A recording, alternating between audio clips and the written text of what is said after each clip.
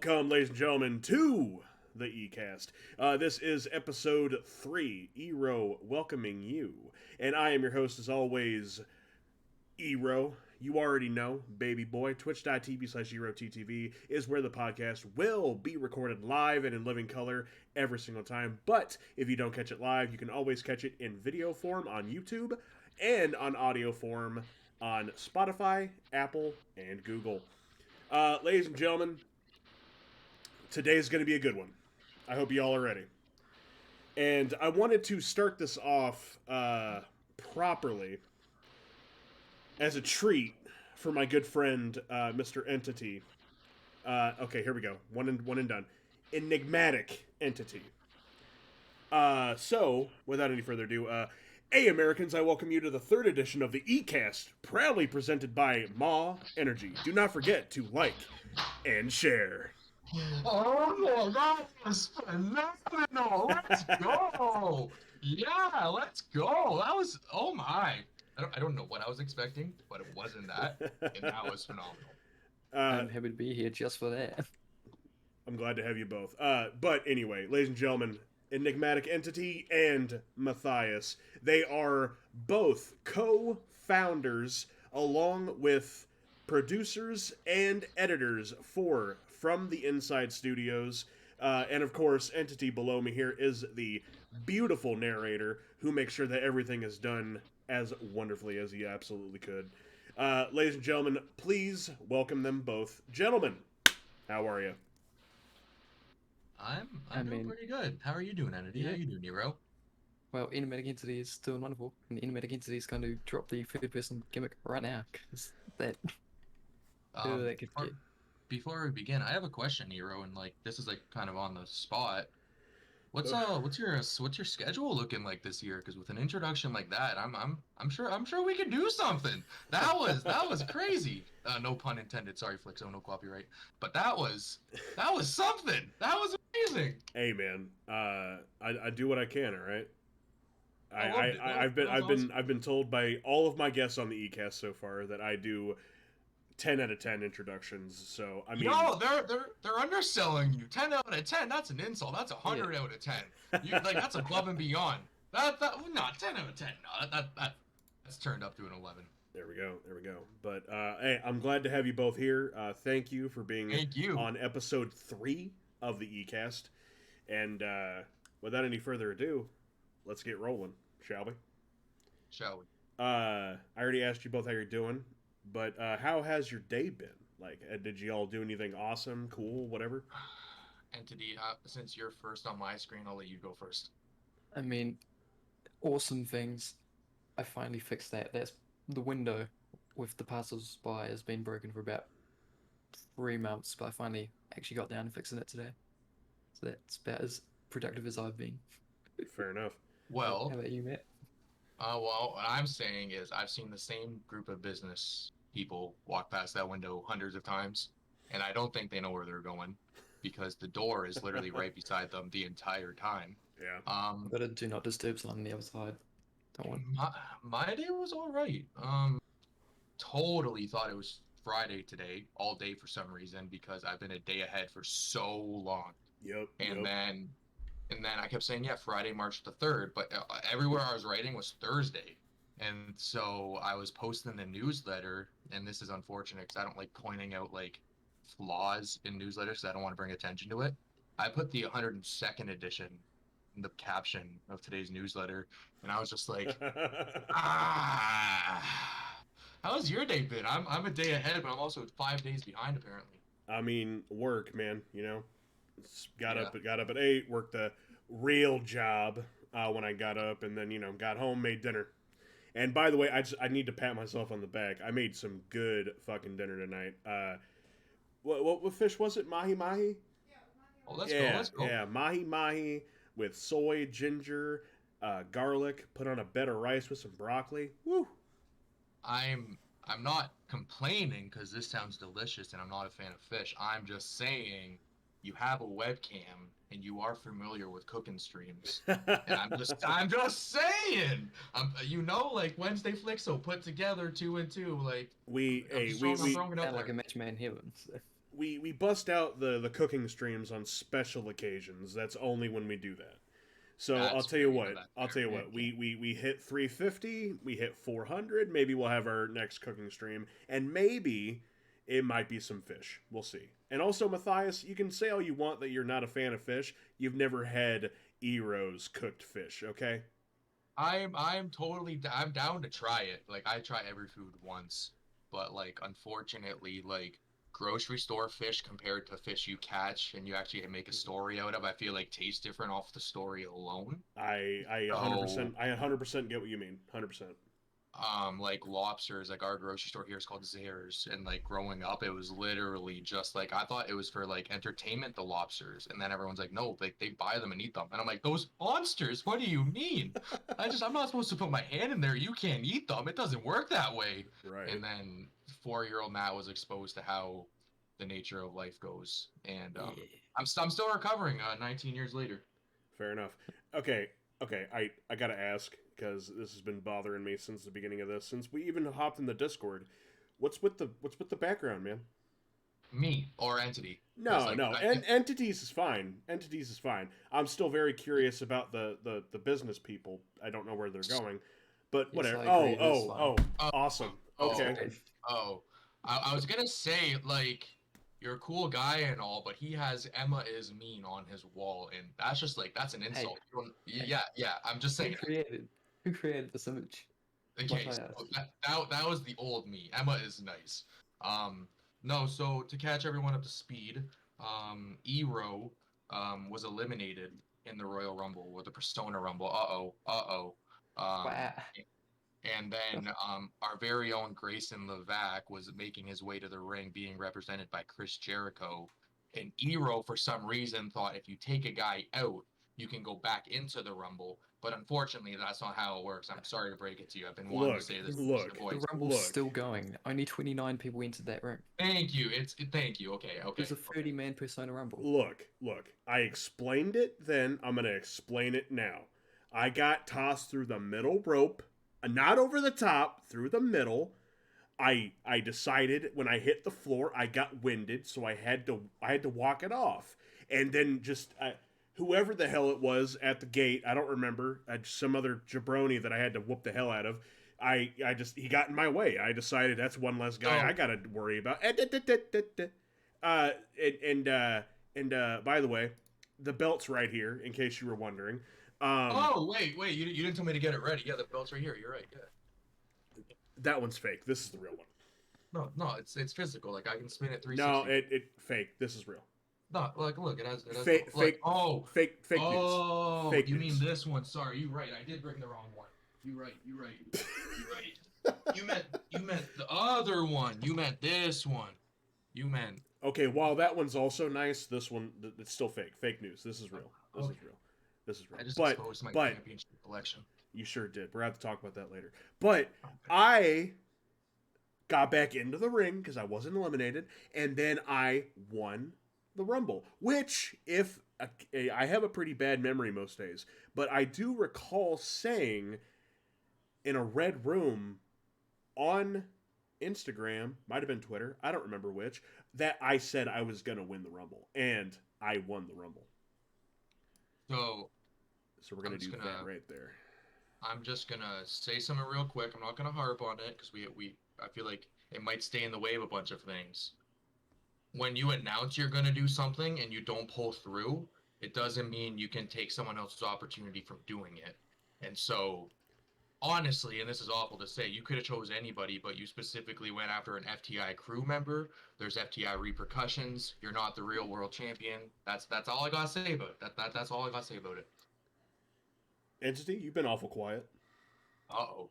I mean, I know the night before on the pre-show, Chris Jericho did try and run interference on your match against Angus, but he was representing Grayson. If he was representing anyone else, if he was representing Matt over there, I would have been fine with it. But you couldn't do this to Grayson, of all people. Okay, first of all, who? Secondly, Grayson Levac. secondly, it doesn't matter because that belt right there in the middle of the screen tells me that I won fair and square. So look, now we could keep going about this, or we could actually. I took the liberty out of my time to invite the two of you on my podcast, and y'all are bringing up fake champion, Hey, fake champion. hey, if I can break the fourth wall, I did say before this episode aired, this would go down as the shortest episode of the eCast. So, like, anything past the minute mark after talking about the Persona Rumble is just generous by you. Oh, Entity, how could you do that? That's just mean. Okay, there we go. He's back to normal. Okay, we're good. Y'all some bitches. I know. Oh, I know. I'm sorry. I'm not sorry. I'll admit it. I'm not even gonna argue that. I know. I'm sorry. I'm not gonna argue something that's true. I feel like Jesus. I feel like no matter like the stuff I love doing, when like I like poking someone's buttons, I choose like the most like intricate ways of doing it.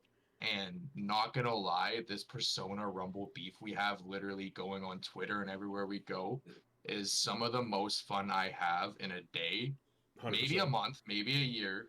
But I just think it's so wild that we were able to do a virtual Rumble and we literally made it canon all over FTI to where even on track 5 of Celebration, now streaming everyone on all streaming platforms right now, EROE makes reference to him being the world champion, and everybody I've shown this album to is like, hey, what world champion is he? And I'm like, hey, go to my YouTube channel, FTI Studios, and check it out. And then I'm not gonna lie to you, after they do it, they like, that's some of the coolest shit I've ever seen. And I'm like, let's go. That's amazing. Oh yeah. But Chat. What I just linked in chat is the link straight over to the Spotify Celebration EP from FTI Studios. Make sure you go give that a listen if you have not already. Very talented artists on there. Sorry to interrupt you. no, man. I was trying to find words, and I'm like, I don't know if I have any more to say. But about Celebration, I don't know if it was like a scheduled time to talk about this, but like, man, man, putting that together, hearing the demos, talking to everybody. EROE, you sent your stuff in the fastest. I'm like, hey, so I have this idea, and you're like, I got you, bro. And I'm like, I know you have me, but just the fact that it was like that, I was like, oh my god, what? And then I was like, but I can't advertise it because the closing message means you made it there.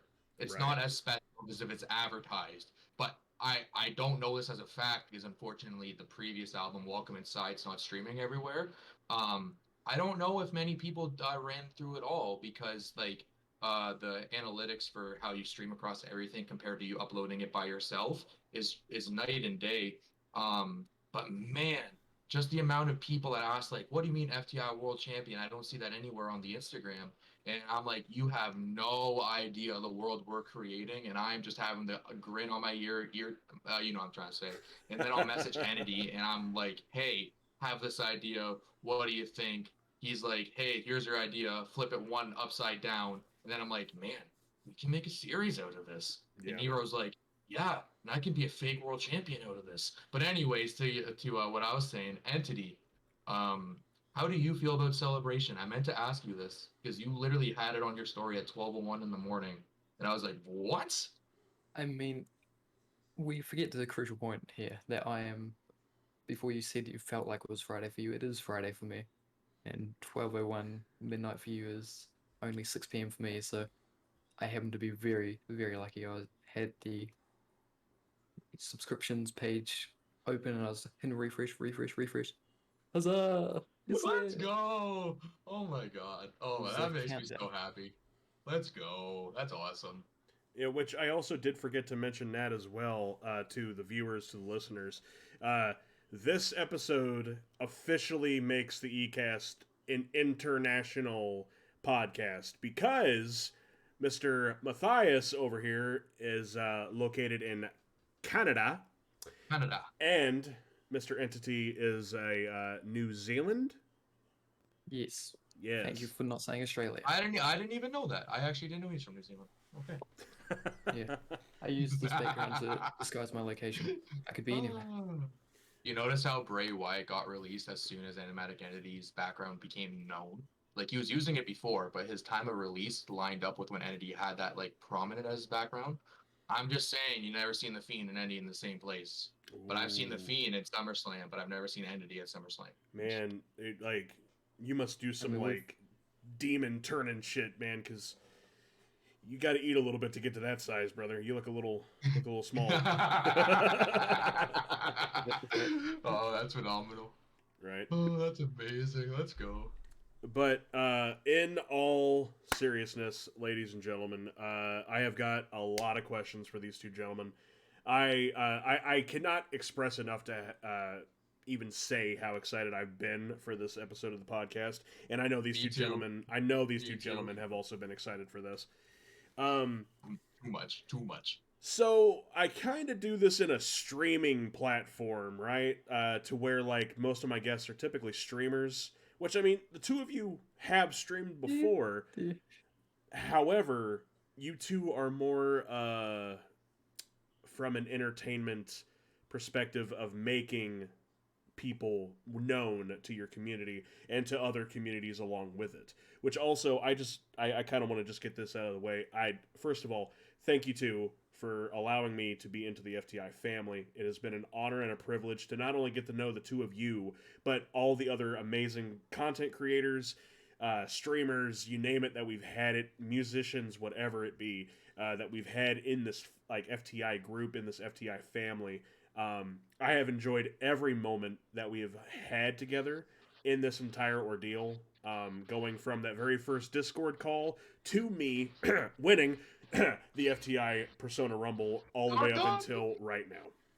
So I want to get that out of the way. Get the formalities. So you go from I have questions to I'm gonna make you speechless, and that's. Andy, I hope you're ready to carry an interview, bro, because I don't know what. All right, yeah. What? Wait, What? Man, so do on that to like, us. I'm just gonna like, so Emerson Corleone doubles as my brother in real life, not like blood brother, but like, Yeah, he's my brother. brother from And another man, mother. brother from Yeah, I oh mean, my if you god. got in a boxing ring, he'd be your corner man. Well, his songs rumble for a reason, you know. So Aiden is always like the boy Ero, you know, it's the boy Ero, and he's like Ero's a G, and I'm just like, man, it makes me so happy when one art like platform, genre, medium, whatever you want me to type in a newsletter to make it readable, to like another. You know, like how cool that is? And oh man, and you saying that, I don't even know if I can answer questions. Like as I said, Entity's carrying this interview now because I have no idea what to say. Fair enough. Oh yes, Ollie, thank you for that. Also, chat, if you use !FTI in chat throughout the duration of the stream, you'll be able to get the exclusive link tree link to everything FTI. Which I'd also want to say, I had no idea that y'all had linked my Twitch channel in that, so thank you for that. Oh, oh yeah, hell yeah! Oh my god, of course. I gotta say, add to that, if you go to the FTI shop and use code FTIEROE, you can save, what is it, 20% now? I believe it's 20%, but on like the topic of the merch hub, that like I never really considered ways how like FTI would be like worn, I guess.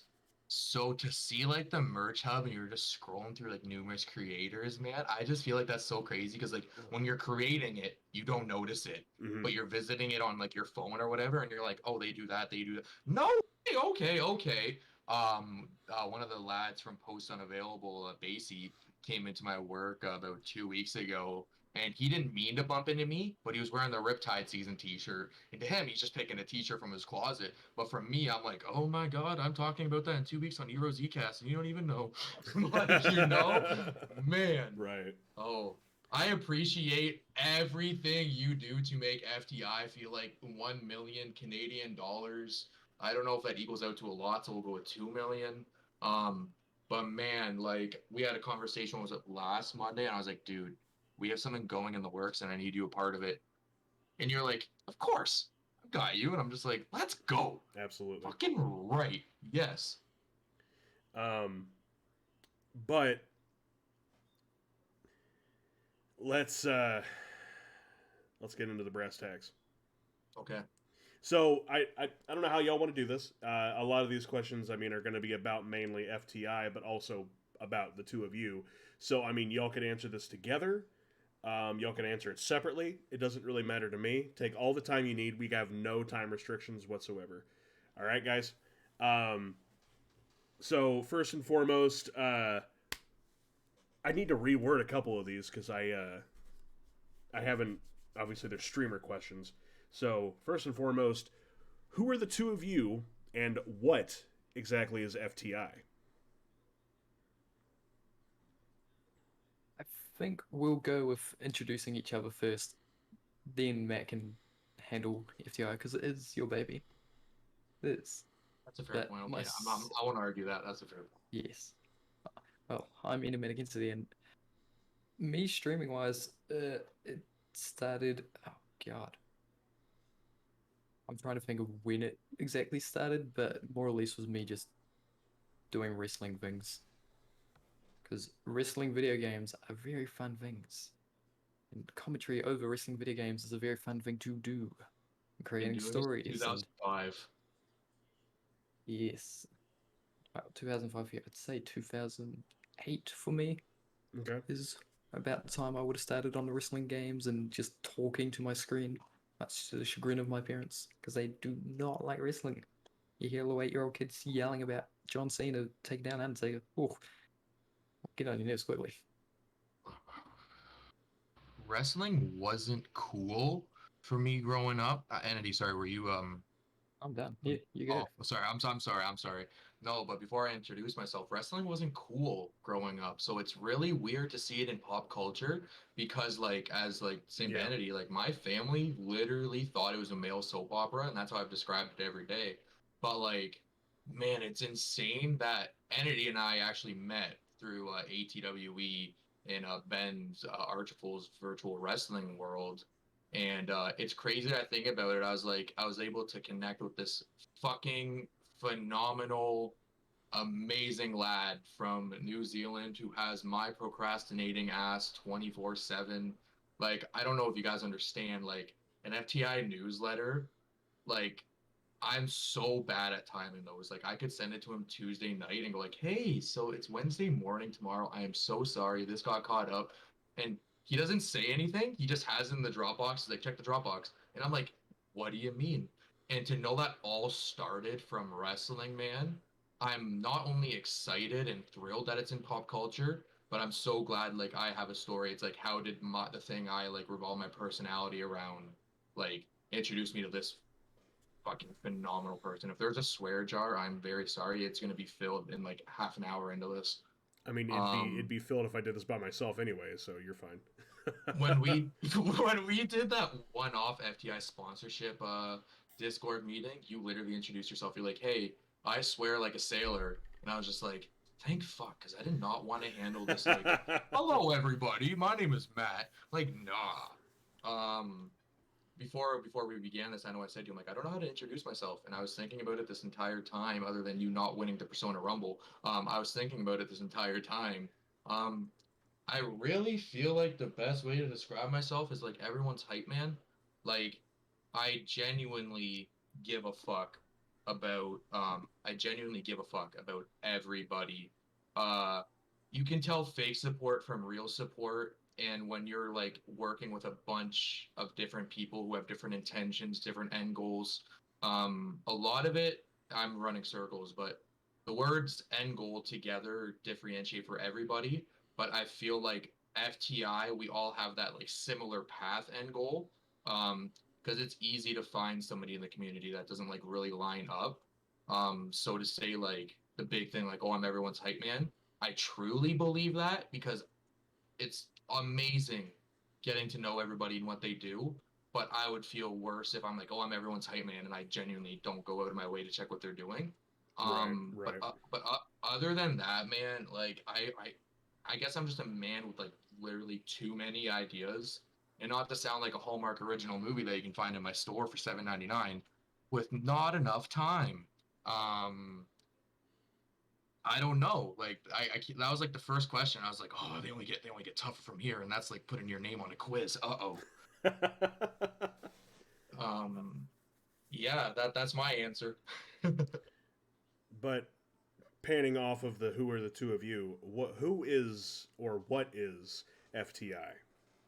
Okay, that's like putting the date on the quiz now. I don't know what the date is. I thought it was Friday all day. How can you do this to me? No. So FTI, I don't know what I started it as, but I really know how much time I put into like graphics or like I used to do cartoon art on Instagram. And I knew if like I spent 8 hours, I was like, likes aren't everything, but it's you need to acknowledge that what you do deserves to be shown off, no matter if a label's showing it off downtown Hollywood or your friends are sharing it around an Instagram story. If you devote your fucking time to something, you deserve the credit. It's a lot harder for me to say that than for me to like actually do that. Um, so I created FTI out of like the hub so everybody can feel like a celebrity in their own right.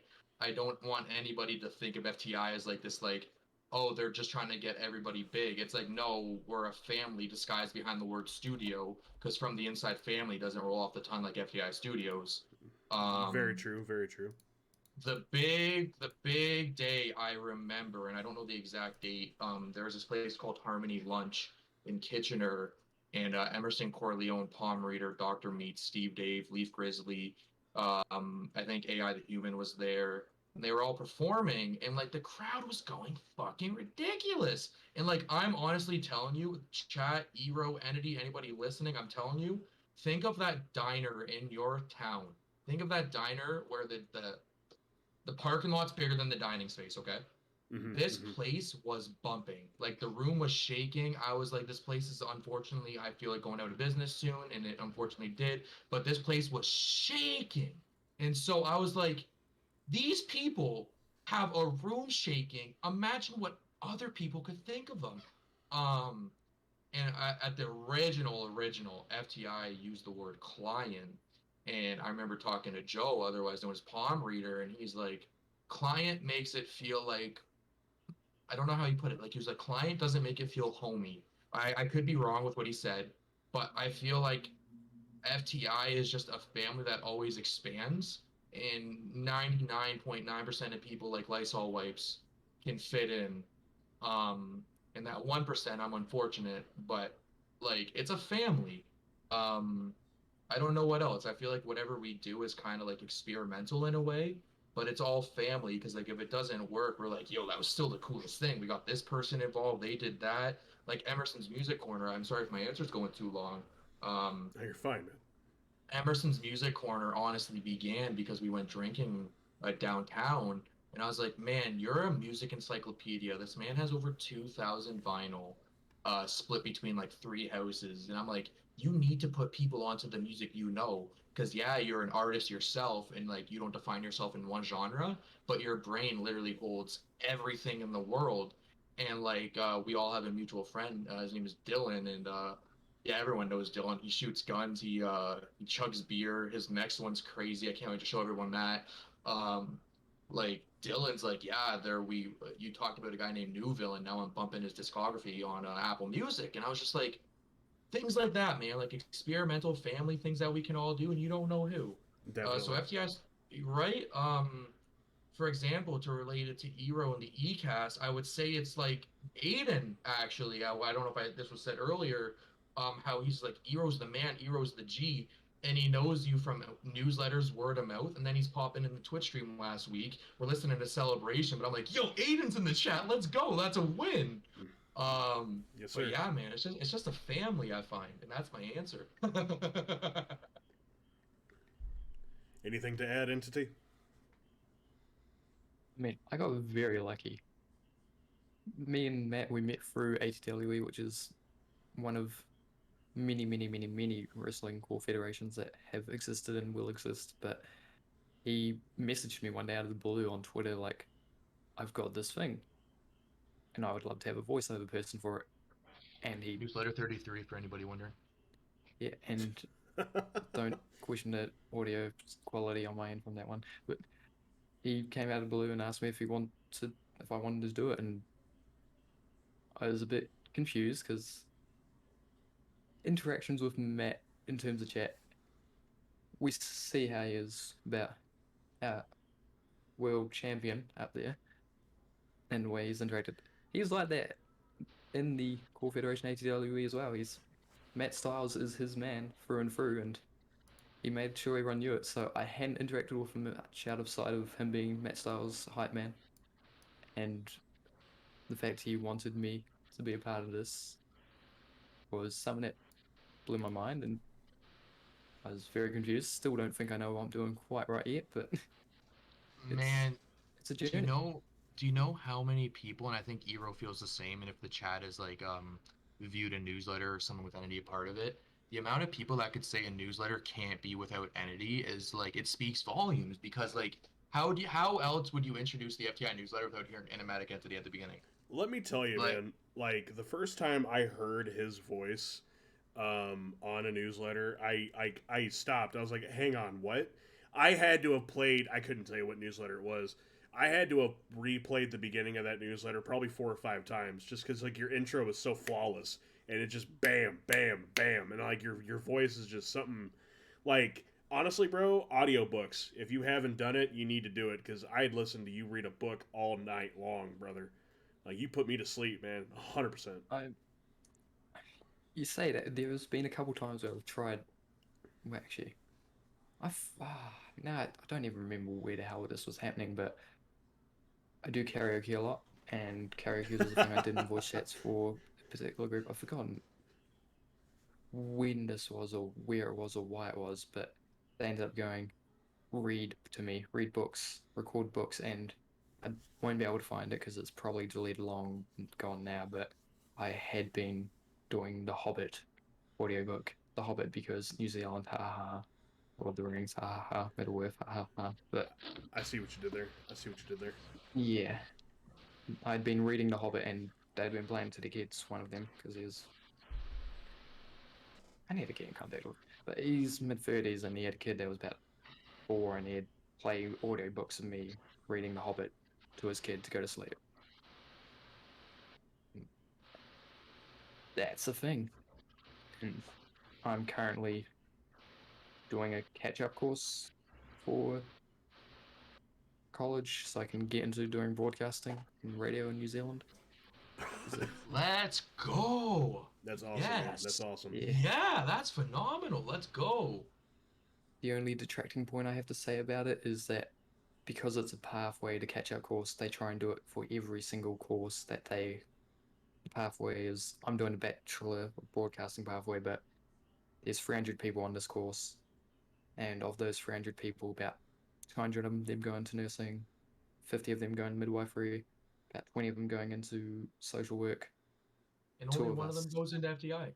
2 of us are going into broadcasting, so there are no broadcasting specific courses like sub courses on it. So I'm learning a lot of social worky type stuff purely because my mum is a social worker and I had to pick a couple options. So went with the ones that at least I'd be able to parlay my mum's knowledge into. It's always useful. That's awesome, man. That's awesome.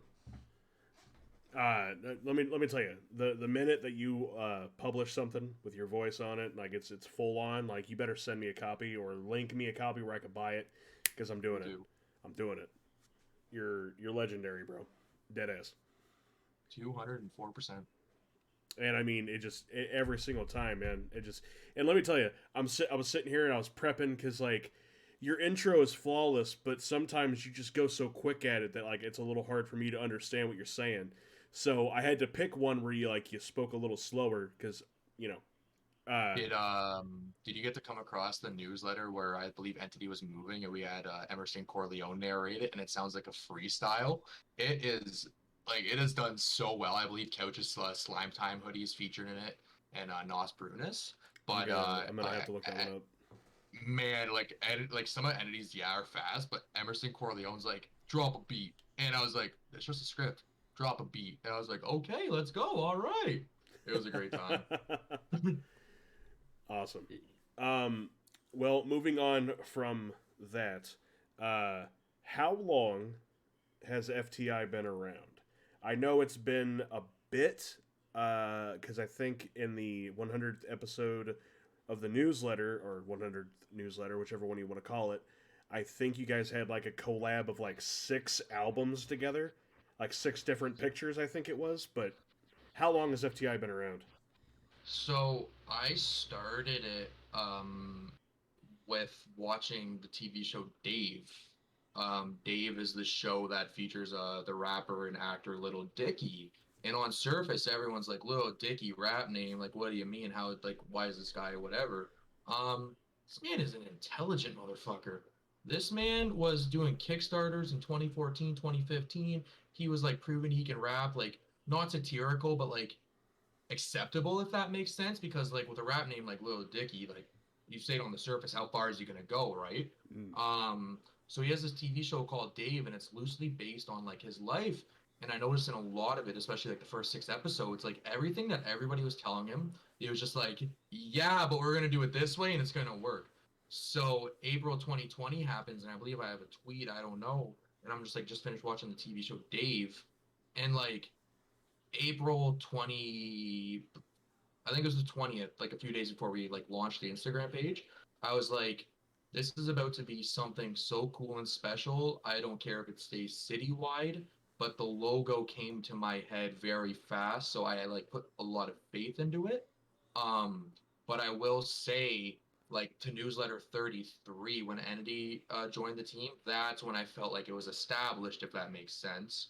Um, but I also feel like it took till midway through the Glacier season to like actually say, guys, check us out. Um, because a lot of it was kind of like they don't know their identity. They're still in the beginning phases, like finding the bricks to build the house. Um, and then I want to say it was the beginning of the Orbit season. I was talking with Dylan of Couch, and I remember I was like, what's your drive behind this? Why are you creating this?"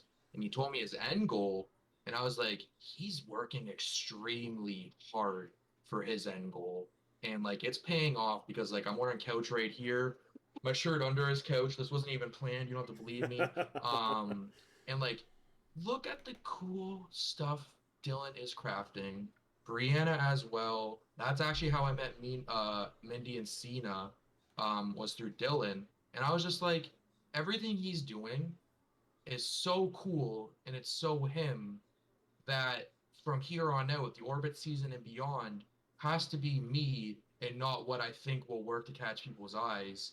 And then the flourishing season happened, and I love FTI, but unfortunately the flourishing season's like that one season you're like it was like the drifter, like you like went through it real quick, even though it's like overstayed its welcome personally. But the Riptide season, man, like I look at this every day. There you Alex go. has There you one. Hero, like I'm like, this is something. Like people are like invested. People love the I don't mean invested with money, but people are like in on this, and this is crazy. Um, what came after that? The Resident season.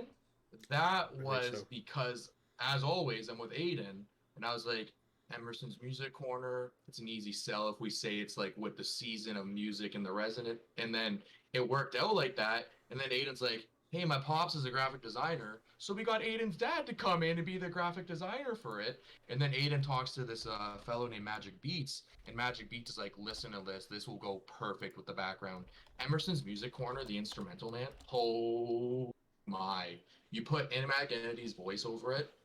That's like 10 audiobooks right there.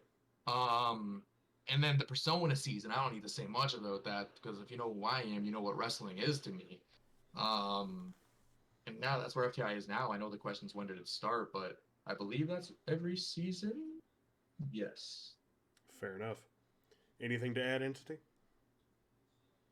I mean, this season I'm very much enjoying lots of wrestling related stuff, and I think I'm I'll claim I'm more addicted to wrestling than you, Matt. You Oh, can count me on it. yes. Oh, no, Yeah. no. I, as much as I love wrestling and I can like make it in every conversation, and he has playlists of matches just in case he wants to go click the random button. And it's like, Yeah. for example, the Ethan Page and Josh Alexander match, Entity already knew That's on about it there. because it was added. Yeah, it was added to Yeah. the playlist, I was and like, I wait, believe that's you? Nice. and I believe a few Sexy Stan Smith matches are in there as well. Keep going, Entity. Sorry, but yeah, you're 100% Yeah. more of a wrestling fan.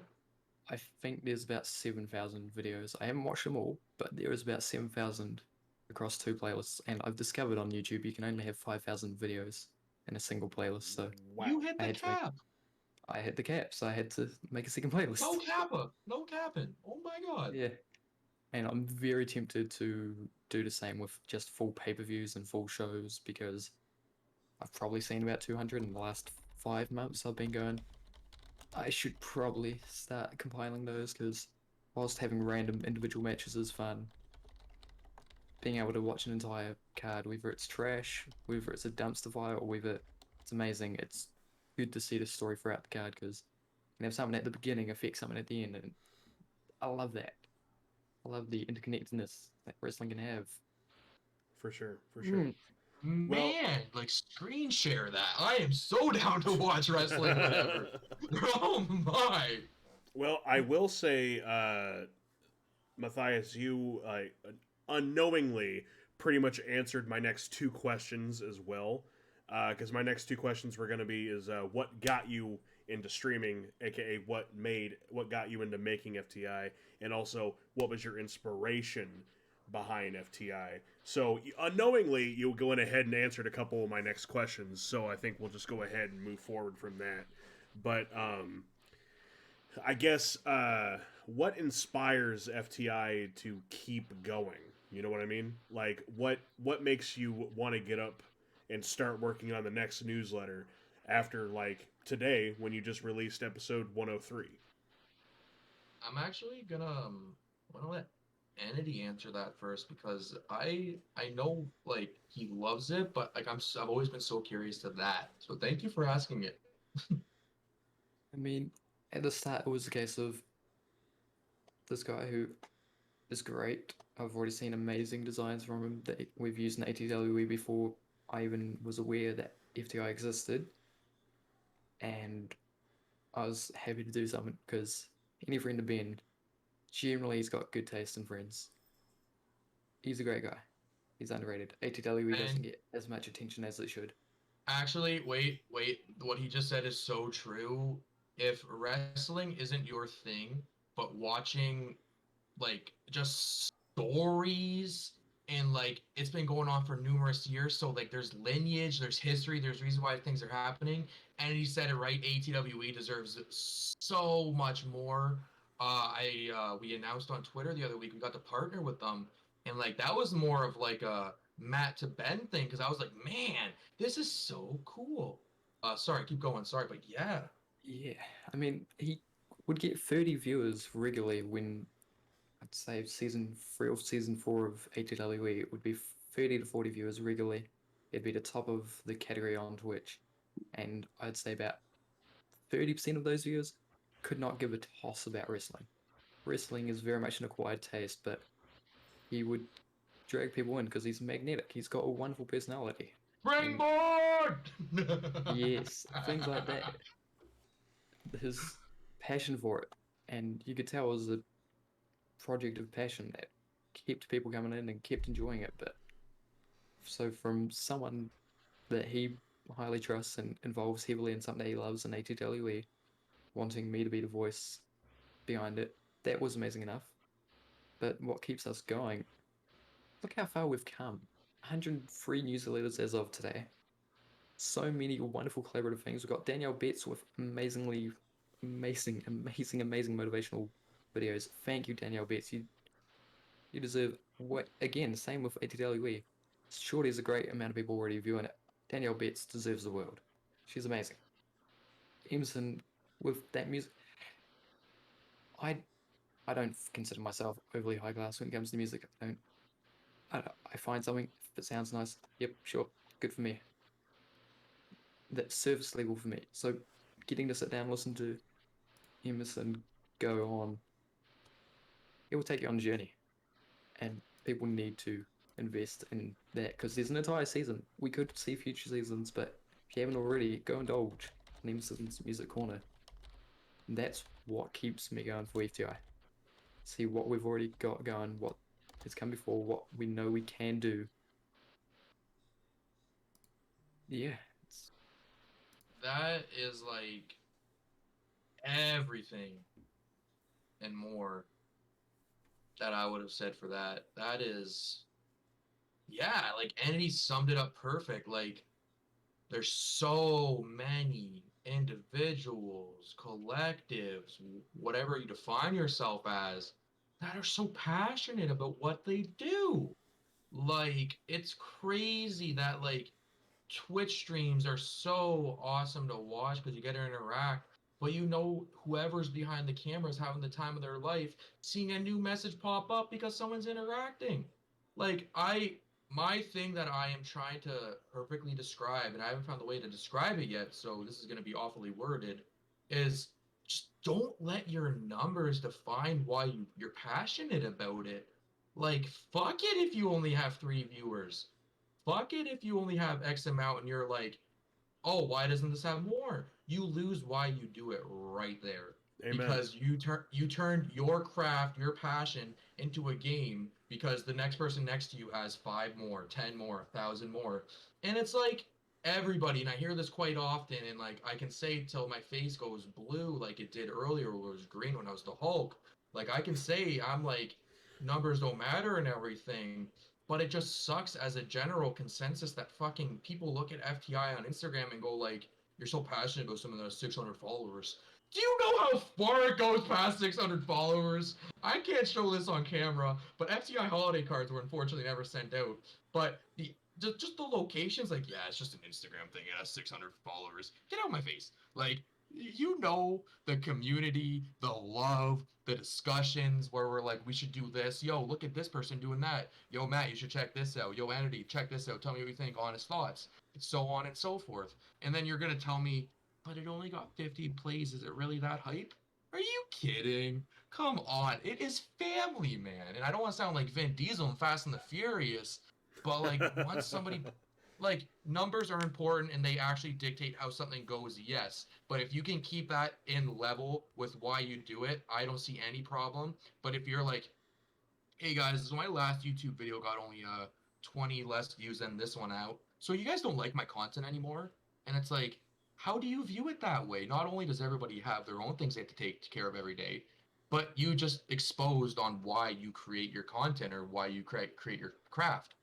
um I honestly forgot the question because like that's something, as I said at the beginning, has been like getting at me for a bit because the conversation of 600 followers, 600 this, and it's like I can have five Fill, people and be like this. Like, Right. fill a room with 600 people and say only 600. I Every, oh the yeah, thing that irks me the most, and this is a personal pet peeve, is how's your Instagram thing going? What? That's not only so mean, but you put us in a box where it's so much more than an Instagram thing. Right. Do you know how lovely and how great everything is to be called an Instagram thing? To your credit, I'll give you, yeah, before the glacier season, of course. But to say, oh, they're still in that box no matter what they do, you're playing yourself. Like DJ Khaled says, don't ever play yourself. 100%. 100%. Um, man, I gotta say, I also forgot to mention in today's episode of the newsletter, which to my viewers, to my listeners, you can go check out on the FTI Instagram. If you're live here in the chat, exclamation mark FTI. Go click on the link tree. Go make sure you follow them on Twitter, Instagram, the whole 9 yards. I will say Instagram is pretty much the head hub for everything in FTI. Um, Everything I said about followers and everything, EROE is correct. Instagram is where you'll catch everything. Twitter's where you'll catch us getting hacked in quotations if you're viewing the video of this, with like us having fun. But Instagram's like where you know something's coming or like we have a clear view of what we want to put out. There has been instances where like we promote something or we like throw something out, but like we need to be confident that we want that on FTI. But yeah, as you said, like that is the main hub. Definitely. And you guys were generous enough to not only once again feature me, the E Row, the E Fam, in this today's episode of the newsletter. You also uh, featured the E Cast, which first of all, thank you both so very much for that. Um, Hell yeah. it's always an honor to be featured, even if it's for a second in anything that y'all do. Um, and to kind of rewind back to your point of it's only 600 followers, let me tell you, I gotta think here for a second. Collectively, I have been doing this, not exactly the podcast, but content creation, streaming, video making, video editing. I have been doing this for, I want to say, damn near 15 years. Like just in TV, like we're going way back. Way back to like my very first YouTube channel, back in 2005. When you get rewards for whatever. Yeah, I remember that. Of course, yes. Here's something for my old heads out there. Back when Smosh ran things, back when they had the most subscribed channel on YouTube. When equals 3 with Ray William Johnson. Yes, sir. Oh, yes, sir. Oh my. Yeah, I was on YouTube back then as WWE fan 34 EJR, and so I've been doing this. I've been doing this for a while. And granted, this past couple of years have been, well, actually probably the last year and a half, have been where I have taken the most effort into anything that I've done as far as content creation. Yo, W's in the chat. Let's go. Yes. And I feel like I have gotten the most out of everything in this past year and a half. Going all the way from becoming an affiliate on Twitch to meeting some of the wonderful people that I've met, going from Jedi Joker to, some of them are in the chat, but, we always keep them in the heart, going from Jack the Lion to the Most Poetic Edda to, of course, the Geek Slays, and, of course, the wonderful group that is FTI. And let me tell you, 600 followers only, like, that irks my skin too, man, because I remember streaming to 0, and it is an honor to ever have a single person that's brand new, even someone that's returning, to come into this chat, know that they're safe, and just come hang out with me for, if it's 5, 10, 15 minutes. So I completely understand where you're coming from with only 600 followers. Like, you realize how much work we've had to put in to get to that point? Do any of those people have any recollection on how hard I've worked to get to 300 and, I think as of right now, 14 followers on Twitch? And like, to that, doesn't it just light a fire under your ass? Like, you're the next person I'm proving wrong. 100%. Like, 100%. Which... Oh... 100%. Which I also want to take a quick moment, and I want to thank, I'm going to butcher this first one, Sroon, Wednesday, and Rhett Foot for hitting us with follows. So the first lad's my boy Joey, the second lad is the ever wonderful Wednesday, and the third lad is Dylan, who, oh my god, what is going on? That is amazing. Dylan as in couch? No, Dylan as in Dylan Foot, the Dylan that's like, what's up, guys? I'm doing this for this community video. Pew pew. Oh, gotcha. Man, yeah. Well, that's amazing. Well, I appreciate the follows nonetheless, everybody. I thank you so very much. And don't worry, chat. I still see you. And yes, Rhett, Epic Rap Battles of History, 100%. Vader versus Hitler. Oh. What is it? Dr. Seuss versus Albert Einstein? Oh. Yeah, man. No, I illegally downloaded some of those, and I had them on an old MP3 player of mine, and I'd just be bouncing them while I'm walking in the halls of my high school, man. 100%. Me and a couple of my classmates ended up recreating those because we were the sound techs for my intermediate, so 11, 12. About 11 or 12, we'd be recreating those on the stage instead of doing the sound tech stuff we're meant to do. Because we got told we had an hour to set up stuff, but we recorded those instead. That's amazing. Yeah. All right. So this next one, I personally think is one of the hardest questions I'm going to ask. Oh, why would you begin it like that? You know I have social anxiety. Well, just take a minute and think about it, all right? Okay, fair, okay. That's why we have vanity. Awesome, amazing. Right. Now, typically, like I say, this is also, these are typically streamer questions, but I'm going to reword it a little bit here. So the question is what sets you apart from other channels / streamers? And this is kind of like the typical answer of like, what sets you apart? And you go, well, my streams are better, blah, blah, blah. I Geek and Orion both found their own significant ways in order to answer this question.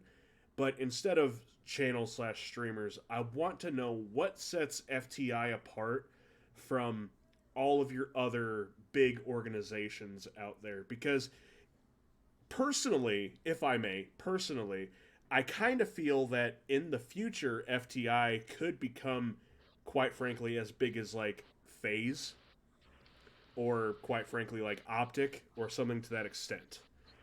Now, I mean, I don't know, but I'm asking you both, what sets FTI apart from everything else that's out there in the media? I'm gonna The try good to be doctor over there. It's the good yeah. doctor over there. I'm gonna try to be like really like short with this, so like no words get lost in the shuffle. Um, I feel like we're not afraid to experiment and we don't get discouraged by if our experiments don't work. Um, I know like you need to like have an identity, of course, and you need to know like what mainly sets you apart, yes. But I feel like once you're comfortable with it, you don't get scared because that's the wrong word, but like you're like, if I do it this way, it's not gonna work. They're not gonna know me for that. So like I just feel like it's a community and like FTI itself, if like you just take like the brand, it's just like experimental, but it's not afraid to be discouraged. But it's also very like unique. Like it's a community of individuals from all around the world, and you might not know more than 10, but you at least still know nine, right? But like everybody's like, I do this, I aim to do that. Well, actually, let me do it this way. EROE say messages me for the first time. He's like, "Hello, I'm looking to be in an FTI newsletter," and I'm like, "What's going on? How are you?" All of like the beginning talk, and then I'm like, "This is what's required to be in an FTI newsletter," and this it's been the same since day one because it's all you need to know about why they do it. It's like I need your content, whatever we're showing off, but then I also need a brief description of you as an artist. I would like to know as you as an individual because I don't ever want to like introduce someone to entity, for example, that like I don't truly see like the hype behind. So when we send the email, it's like, who are you as a person? Who are you as an artist?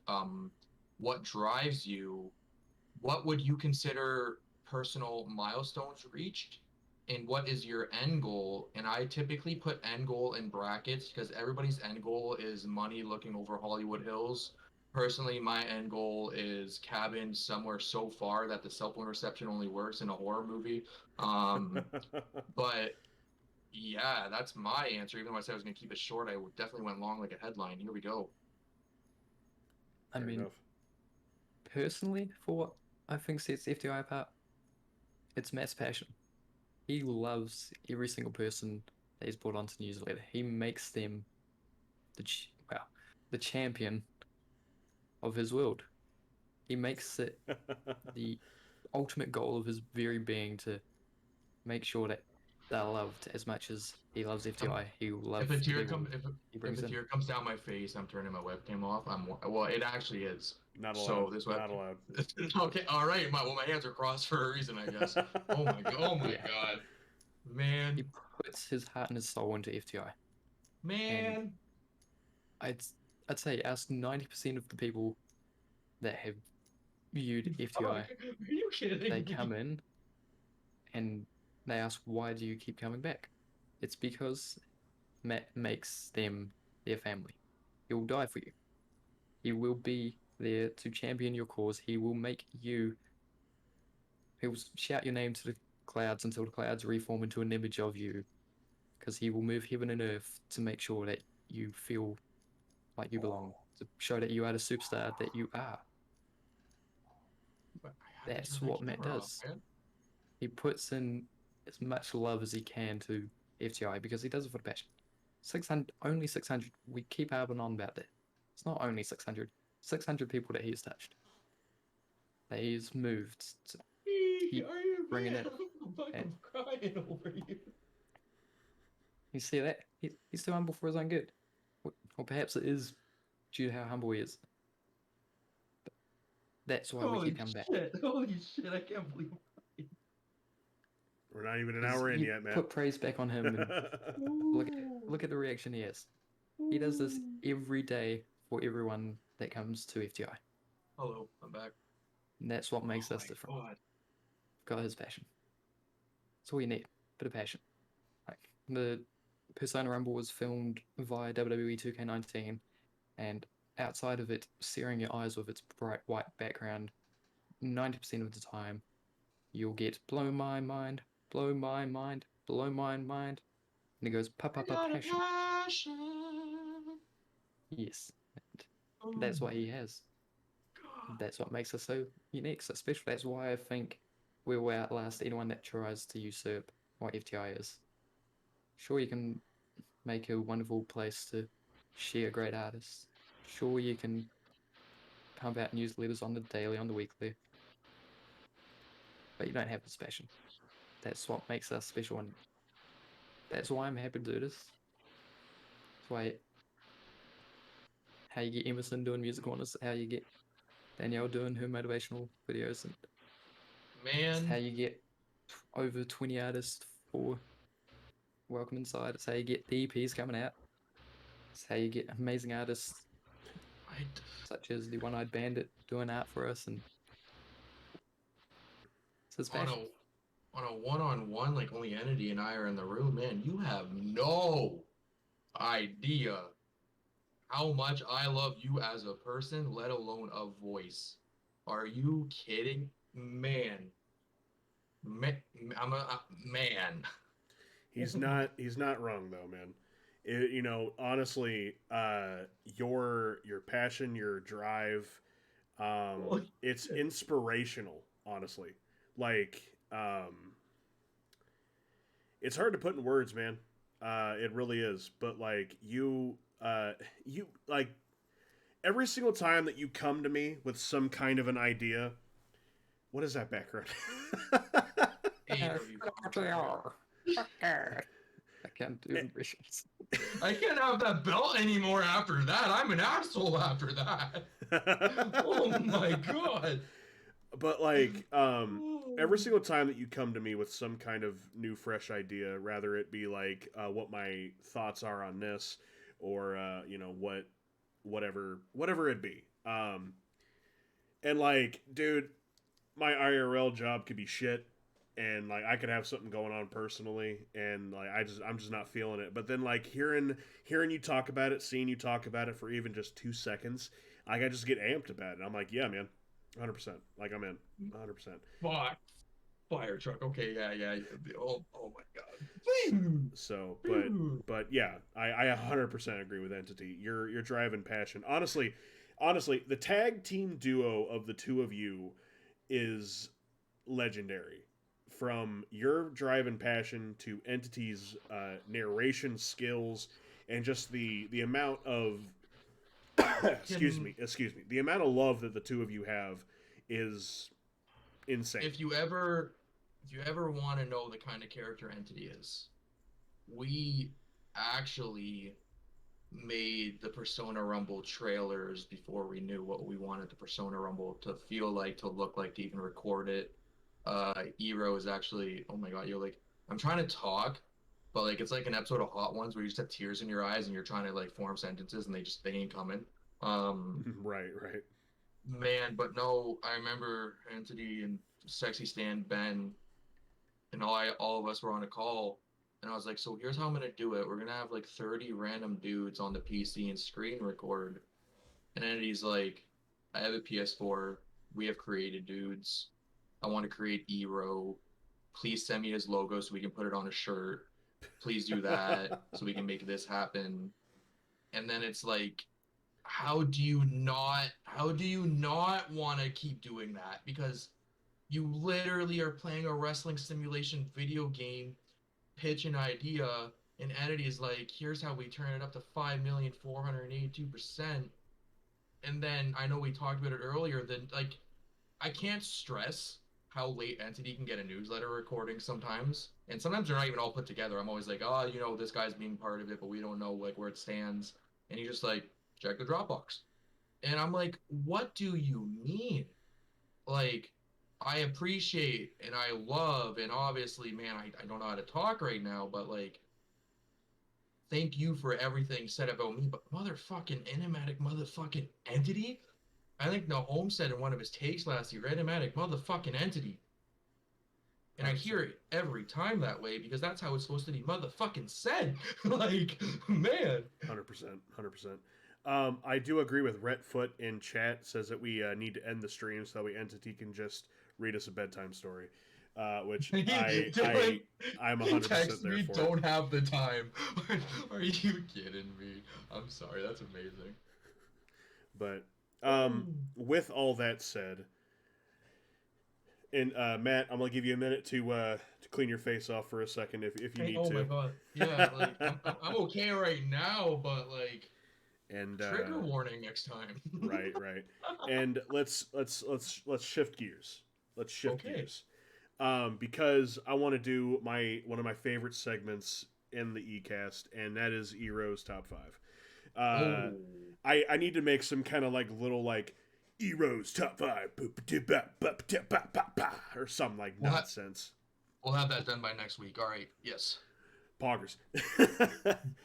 So these are 5 somewhat simple and easy questions that just prove to me, prove to the listeners, prove to the viewers, prove to chat that the two of you are indeed human beings and not some kind of insane robots. But I mean, with your drive and passion, honestly, Matthias, you're pointing the wrong way. We've been doing it this whole time then. Because Andy and I are beside each other on our screen, so he is pointing at me, but I'm pointing at him on mine. Right. It for me, Matthias. Whoever's on mine, probably. Yeah. But you follow this one right here. I'm sorry, but you follow that one right there. Yeah. Jeez. Let's start it off nice and smooth, nice and easy. Gentlemen, what's your favorite ice cream? Cookies and cream. Okay. I know why I said it that way, but vanilla as a flavor, it's a thing. Chocolate, you can go way too sweet with chocolate. Cookies and cream, it's Oreos and ice cream. What more do you need? It's nice. It doesn't matter how cold, but if it's just come out of a freezer, every ice cream's gonna be solid. You've got to leave it to melt a bit, but you still want a decent chunk. You want to be able to crunch upon your cookies and cream. That's why it's the best. Goody gumdrops, quite alright. So is Hokey Pokey. Goody gumdrops, I'm realizing might be a New Zealand exclusive thing. Just that phrase. Potentially. Yeah, it's you put little jelly babies into mint-ish flavor, but you need a little bit extra, a little bit crunch with your ice cream. Like ice cream cone, you have the cone for crunch. If it's just vanilla, otherwise it's boring. You're getting ice cream in a tub, cookies and creams all the way. How about you, Matt? My 2 a.m. snack for the last 2 weeks has been mint chocolate chip ice cream, and then there it is. Just to add more to it, because the sugar at 2 a.m. while your body's trying to sleep and digest and get rid of calories, and I'm adding it. Put chocolate chips in that. Watch life change. It's crazy. Happens right in front of you. Fair enough. He's got the crunch. He knows. Yeah, every morning, 2 a.m, see what I'm doing. Okay. Entity. What did you say it was? Jelly bellies with slightly gumdrops. Goody gumdrops. Slightly minty. Yeah. Like jelly bellies like jelly beans? Not quite. I'll see if I goody gumdrops. Let me just. You have my attention, sir. That's awesome. And Matthias, I also want you to know, sir, you have added to the list of people who have said mint chocolate chip on this podcast. Back when this podcast was called Small Talks with the Big Guy, once upon a time ago, I had a running gag because favorite ice cream is always how I started off the top 5. And I had a running gag of how many people said mint chocolate chip. Really? Oh, look at that! Like, wow. Okay. So, yeah. That looks you may have crazy. said it. I'm assuming it's sour then, as well. No, not sour. It's very sweet. Really? Way too sweet. Oh. Yes. Yeah. That it almost looks like I Put it got in a freezer and send it my way. I gotta remember that we live in 3 completely different continents. So Isn't that amazing? Yeah. What, Brackle? Okay, whatever. She's correcting me. Uh, Anyway, entity that looks delicious, and you'll have to definitely send me and Matthias a some of it. I'll pay for with the shipping freezer. with the I'll, freezer, dry I'll ice. pay with I'll pay for the freezers. Yes, there we go. There you go. There you Yeah, go. with dry ice might pain your quads. Hell yeah. Okay. So I assume that the two of you are what we would call in this day and age gamers. I have picked up a Switch Pro controller this year. Yes. Fantastic. I'm gonna say, chat and viewers, listeners, y'all did not get to see the amazing GameCube game collection that Matthias decided to show us. Wait, this one? Wait, Yeah, that one. do we have time? Do we have time for this? Does the network allow us to have this? Well, I'll tell you what. Why don't you show it off while Entity asks my next series of questions? Because this one, ladies and gentlemen, is a twofer. It's a part two, in case some of you don't understand what twofer means. Uh, so you can answer this in either way you want. But what's your favorite video game right now? And what is your favorite video game of all time? I answered by accident, but this is my answer for when it's my turn. I mean, Wind Waker's a good choice. But have Yeah. at it, gentlemen. So right now, okay, this here is a desperate plea for anyone to join me on this server, Minecraft. Because I Yeah. find, yes, a Minecraft roleplay server, Stoneworks, on Eldom, and Fuck Mark. technically Sorry. part of Fuck their, Mark. technically part of their staff. Technically, though that's a very loose association, but it's Minecraft, sandbox, and it's a story. It's a roleplay server, so it's about the world, story building at its finest, as well as sandbox. Minecraft, you can build whatever the hell you want. It those two come together. That's me, EP. But historically, oh, okay, there are three that would, yeah. I could expand that to four, but we'll go three that immediately pop into my head. This one is not it, but it's a game I played way too much and have the most knowledge about in terms of sporting games. It's Rugby 06 for PS2. It's got a good soundtrack, but that's not the top. It's got to be either PS2 version of Star Wars Battlefront 2 or the Disney Pixar Cars the video game. That game is it And has you asked no me why me and right. Entity are friends. Are you kidding? That was the answer. It has no right to be as good as it is. It's just a movie tie-in game. Why the fuck is it amazing? Why Ero, does you it have have the voice actors? do you have Yeah. cars on Steam, Ero? I sure do not. Is this Okay, you're something about to have it. Yeah, you're about to Yeah. have it. Oh So boy. Cars Okay. on PS2, its graphics are trash. But Cars on Steam is what I remember Cars looking like on PS2 when I was a kid. So that's I can go back and nostalgia trip all day, every day. So if you played it on PS2 and you try and play an emulator of it, it looks horrible because the port for PS2 of Cars video game is horrible graphics. Play it on Steam and you will be able to indulge in that nostalgia and yeah. And I agree with this. pro tip, if you've driving out into free play, like just because it's open world to a degree, you drive about. If you see Mater, drive in full speed. 90% of the time, his voice line will be hilarious. Yes. Fair enough. Yes. I'm actually just waiting for G2A to give me the cars key because we have one ready for Eero. You have to be put into this world. This game had, like as Entity says, has no right being this good.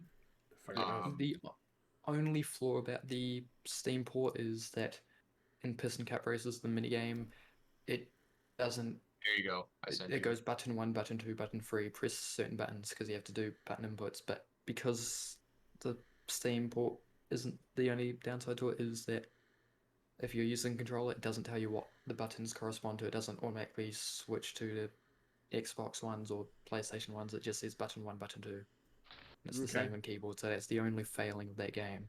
Okay. Okay. on Steam, but otherwise it is just kiss.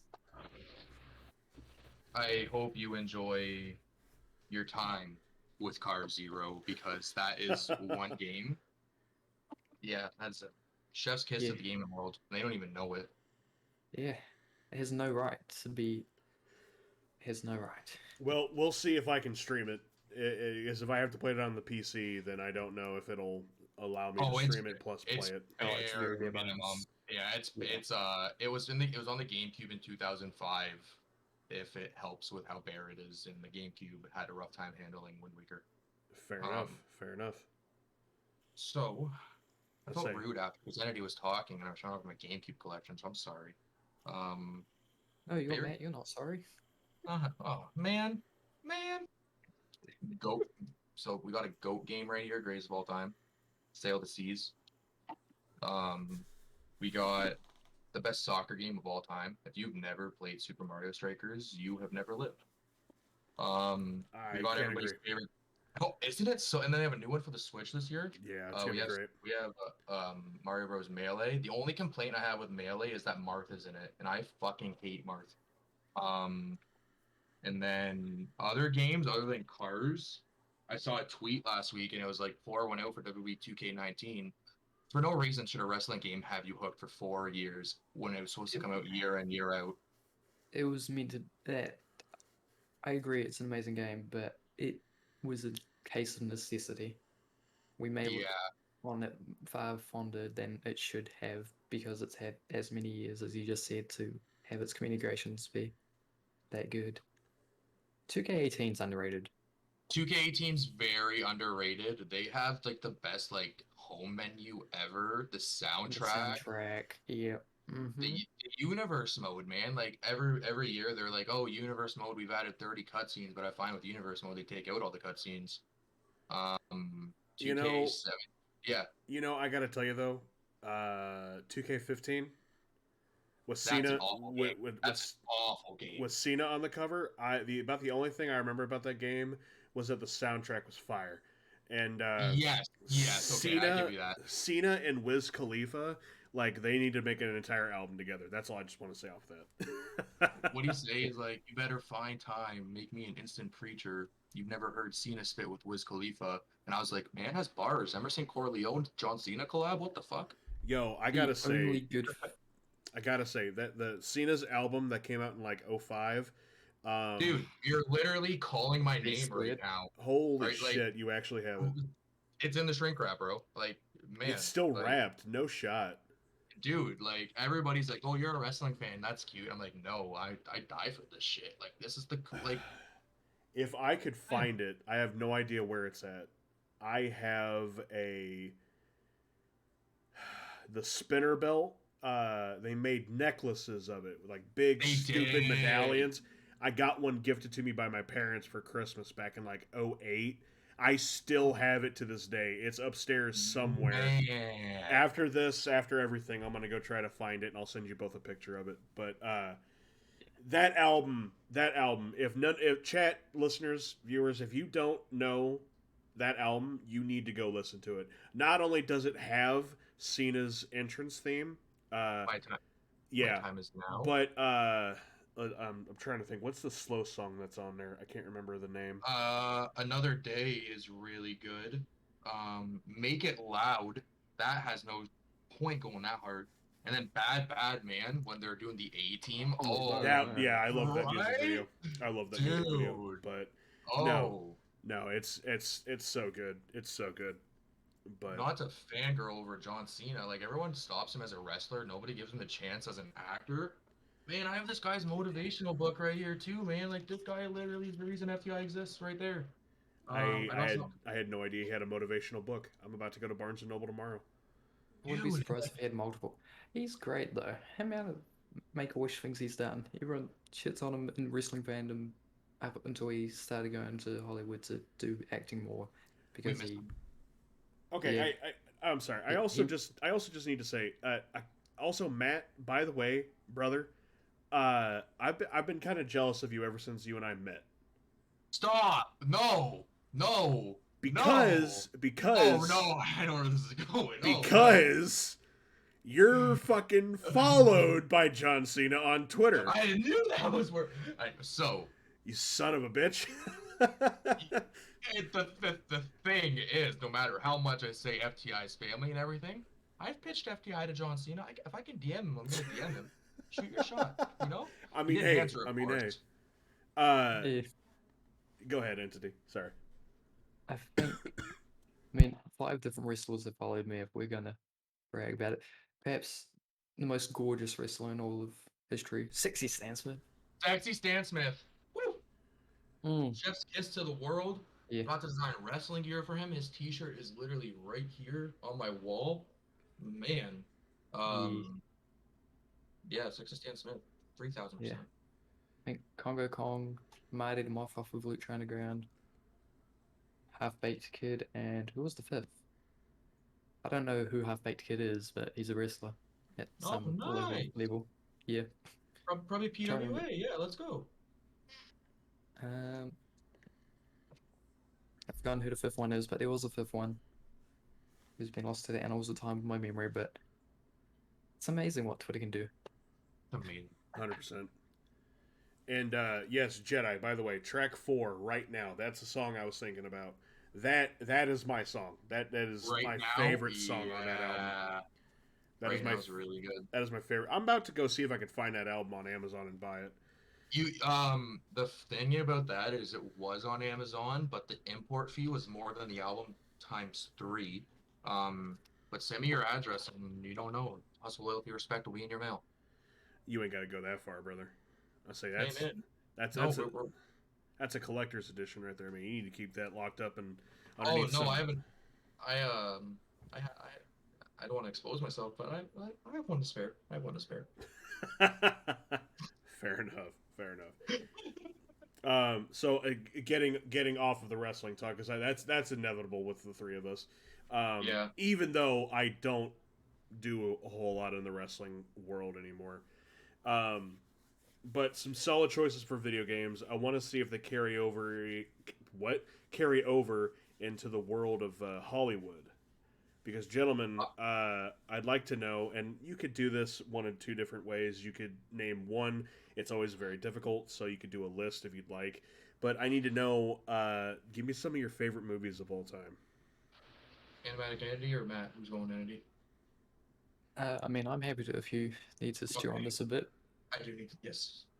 Yes, so I've only watched it once because it fucked my brain that much that I will refuse to watch it ever again, but I love it. The Persona Rumble. Behind me, this here, some of you may or may not recognize this. This is the Firefly Funhouse, and Mr. Rogers goes crazy. Mr. Rogers is an evil man, essentially, is what Bray Wyatt's Firefly Funhouse character was pre-Fiend. He's a dark, sinister secret, creepy childhood host. That's messing with your brain. That's psychological warfare. I love it. Enter Butterfly Effect. The main man on that one should not be in psychological horror, but he does it, and that story just gets in your head, and I keep replaying, and I've decided if you haven't watched Butterfly Effect, spoilers, apologies, mute yourself until I put down my thumbs, is one of the various things where he goes back in time, ends up blowing off the best ending of this timeline, in my opinion, in that movie is the one where he doesn't have knees, doesn't have legs, doesn't have arms because he threw himself onto their makeshift explosion to save the kid and the mum. That there is the best timeline because everyone else around him is happy. Yet he was selfish and he goes back and he fucks it. That there is why I love it. It's so open-ended. It sits in your head. It's a worm, collapses onto your brain, and you can't get out of your head. That's why. That's my favorite movie. Butterfly Effect. Is that How about streaming yourself? anywhere? I would Well, I guess we're in two different parts of the world. I'm sorry, Yeah, but and I guess I do work in a movie store, but like the way you describe that, I need to watch that. That was like so correct wow.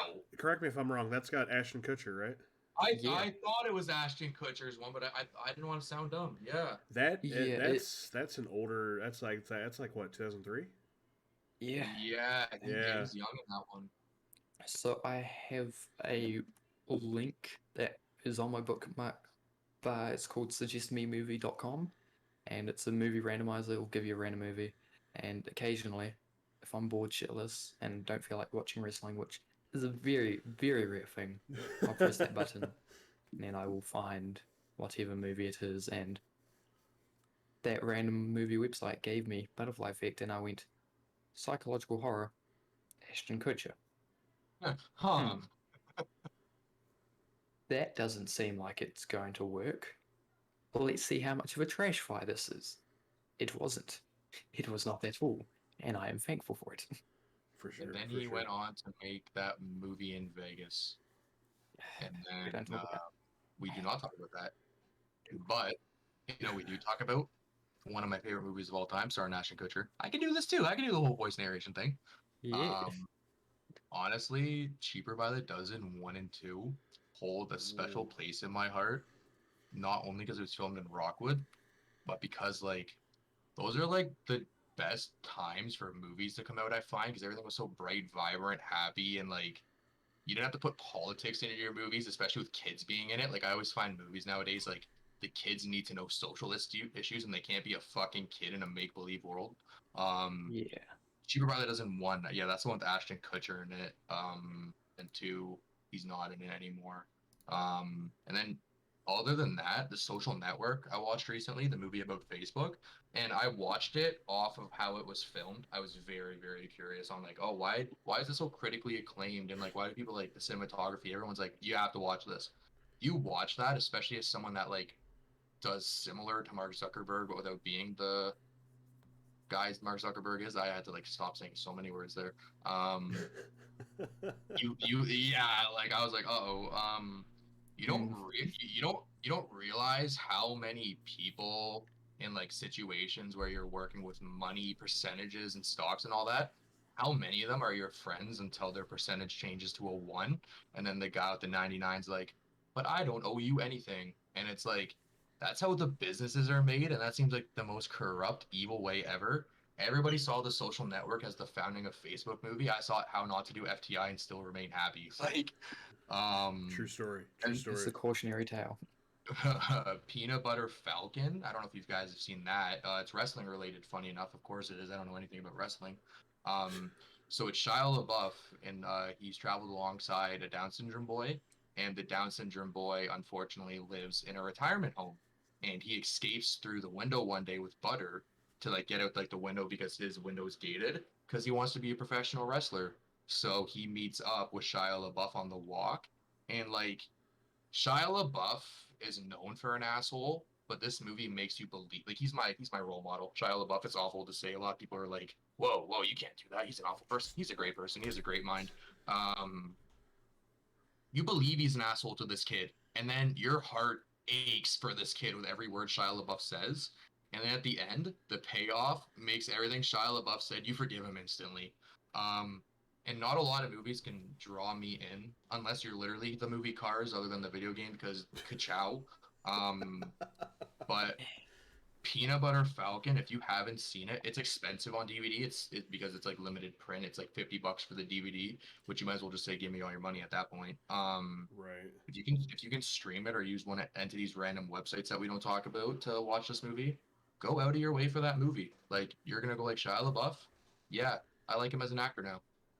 Ero, I you have to answer the question now as well too. no, I before we get there, I do have to say, New Zealand, I've done nothing illegal. Torrenting in New Zealand is fine because New Zealand law is you're allowed to view 5% of a thing in a single. You can download 5% of a thing, and it's fine. It's legal. That is fair use in New Zealand. Torrenting, you're just downloading 5% every time, 20 times over, but the torrent will compile it for you. So you download each 5%, individually. You click the one download link and it gives you 20 files, and the torrent automatically shoves it in the right order. So New Zealand, we're fine. It's fine. I'm legal. Within my That rights. is crazy. I did not know that. Man, Yeah. alrighty. That's why it's mega.nz. Fair enough. Mm. Fair enough. I'm sorry. You're saying I gotta answer the question too? Yeah. Yes, yeah. Yep, you got this. As the FTI replica world champion, what is your favorite movie? Oh my god! Come on. Shush you. I was not prepared for questions. I was not prepared to answer questions. Man, okay. So if you know me, I'm a movie guy. It's no joke for me to say I probably watch 2 to 3 movies a week, at least. Okay. I'm trying to think here. I mean, I could go with the obvious answer because everybody knows by my background that I am an obvious Marvel fan. So I could go with the obvious one, and I could name off any of the MCU movies. Dark Knight. Go ahead. Sorry. Oh my! That's such an Ali answer right there, man. God damn it! I literally was like, Ali, what? God damn it! Let's go. I was like, oh, I lost that one. No. God damn it. I mean, I could go the original Iron Man because that's the one that started it all. I could go Endgame because that's the one that ended it all. I could go Infinity War because it told the best story. I could go Captain America: Winter Soldier because it had some of the best fight scenes in the Marvel Cinematic Universe. Period. Oh, I have a few questions now. But I love the MCU as a whole, so it's hard to really explain that. If you want to talk DC, sorry, not sorry, Batman. What was it? Dark Knight Rises. I preferred over Dark Knight. That's Bane. That's the one with Bane. Yeah, Tom Hardy is Bane, but I'm also much Yes. more of a Bane guy than I am a Joker guy, and I know somebody in my chat, Jedi Joker, is gonna flip shit over that. Make a Jedi Bane account right now. Yes. Right. No Beto Bane. Jedi Bane. Here's one for you both. Ready to Rumble. Actually, and I don't know if you'll be able to believe me, I've never seen that movie. Are you shitting me? That movie just has such a shitty history with it because of everything that was going on in WCW at the time. Right. That David Arquette, no word of a lie, he definitely respected everything he did recently. Yeah.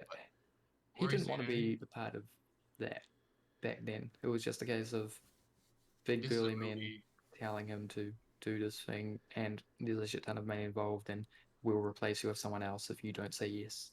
Right. And I know WWE gives the title to celebrities now, and Johnny Knoxville is fighting for the Intercontinental Championship at WrestleMania. But to give David Arquette the World Heavyweight Championship, and I know it's scripted, I know it's staged, but there's also people in that locker room that are like, what the fuck? Right. Yeah. So if Ready to Rumble is good. Yeah. Commonly wrestlers will say, if you're not in it to win the world title, why are you here? 100%. And to have David Arquette, who he regrets it. He's gone and done a full independent run. I think he's still wrestling now, but a couple of years ago he went through a big run, and he's got a documentary about his redemption within wrestling. But to have someone who's pencil thin, is famous because of a movie that more or less mocks your entire way of life, come in and do the one thing that if you don't strive to do, you shouldn't be there, and he gets handed it purely because of a Hollywood deal to try and get some cheap ratings, that has got to incense you. Entire life's got. This just proves how much how diehard Entity and I are for this. I mean, if we can take man. that from a movie answer.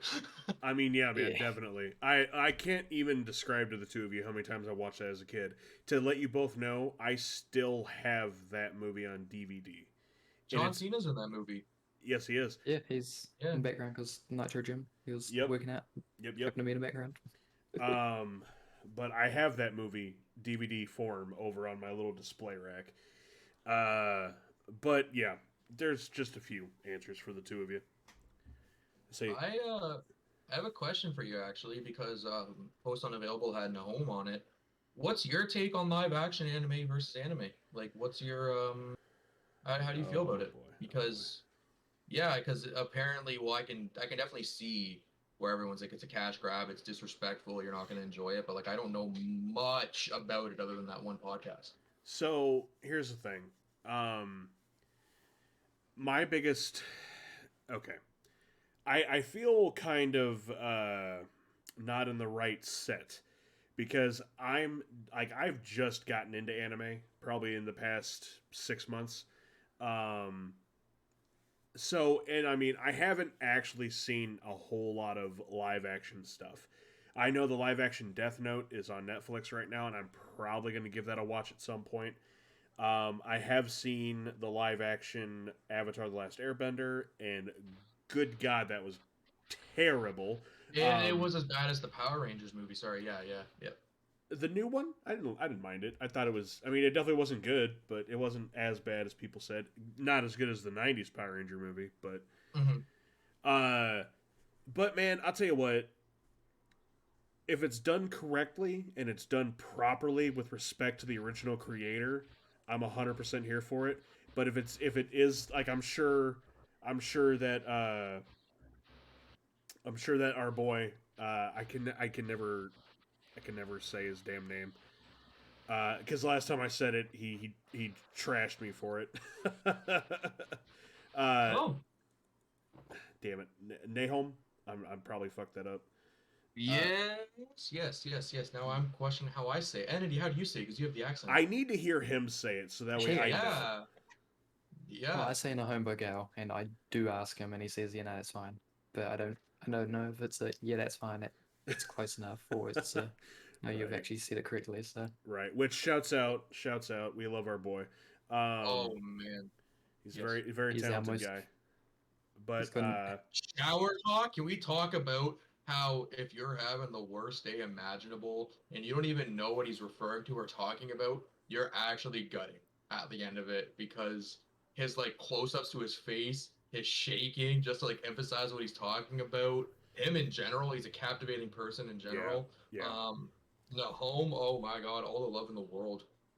100%. He is. If you're not, I don't have any of his stuff right now, but I'll yeah, definitely Apollo Crews. link it He's the later. truth from Nigerian royalty. Jesus. But to wrap things up here, definitely if it's done properly, I'm here for it. But if it's just a cash grab, nah. Like Mhm. it's just nonsense. And most of the time, it doesn't matter what you do. Those die hard anime slash manga fans, you are not gonna do anything justice, just because anime fans are some of the most like they're almost worse than wrestling fans. Um, Hmm. I've met some toxic ass wrestling fans in my day, Well, guys. yeah, Trust me. definitely. You're interviewing two of them We're right now. horrible. Look how we answered Ready to Rumble. Yeah. Well, I've definitely never heard anyone ever be like it's the worst thing in the world. So, but yeah, man. I mean, if it's done properly, I'm here for it. But any other ways, get rid of it, 100%. Yeah. And that's the challenge that live action anime has is anime gets away with a lot of stupid shit that is either A, physically impossible to recreate in live action, or B, good luck trying to justify a harem of 12-year-old girls for this 16-year-old Thank you. boy. Thank you for saying it. I didn't And know if we were going to there, talk about it. there's a lot of shit that happens in anime that you try and pass off as live action stuff gets high class Yeah, is the gimmick you'll use for it. Whereas animation, it's just some kid drawing stuff at home. If you want to put it into perspective, Yeah. um, where I work, we have like we you know your crowd at work after you get to know them for a bit. We have a specific crowd where we built them a section of like respectable anime because everybody else is borderline. We're worried on why you're buying this because we know there's no story involved. You're buying it for the cover alone. And I'm very happy to know they never tried to translate that to live action. because anime it's art, yes, but it can get 180 real quick on the wrong website. Oh yeah. Oh yeah. You Oh yeah. know? Oh yeah. At So times, like, there's a very thin border between anime and it's not safe for work yeah, counterparts. yeah. And Ready to Rumble just sucks. No, I'm joking. God damn it. I know. It's got redeeming qualities. It has Never wrestlers in serious it, for and me. it's a I wrestling mean, film. hey man, I thought it was funny. Shit. Yo, what happens if I watch it tonight and text you tomorrow? Go like, man, I've been sleeping on this. Right? I'll say stay past the credits because about 5 minutes into the credits, there's a big nut kick to the nuts compilation that is just hilarious. Yeah, Oh shit. Okay. it does Actually, have actually, redeeming qualities. I think it's right after the cinematic credits or whatever. But I'm not gonna lie, it's been a while since I've seen it. All right. Discord movie day with all of us. Let's go. Let's get it.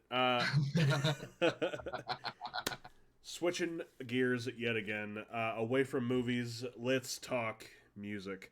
Um, Oh, now, that's my love language. Now, something that I have made a very strong attempt to.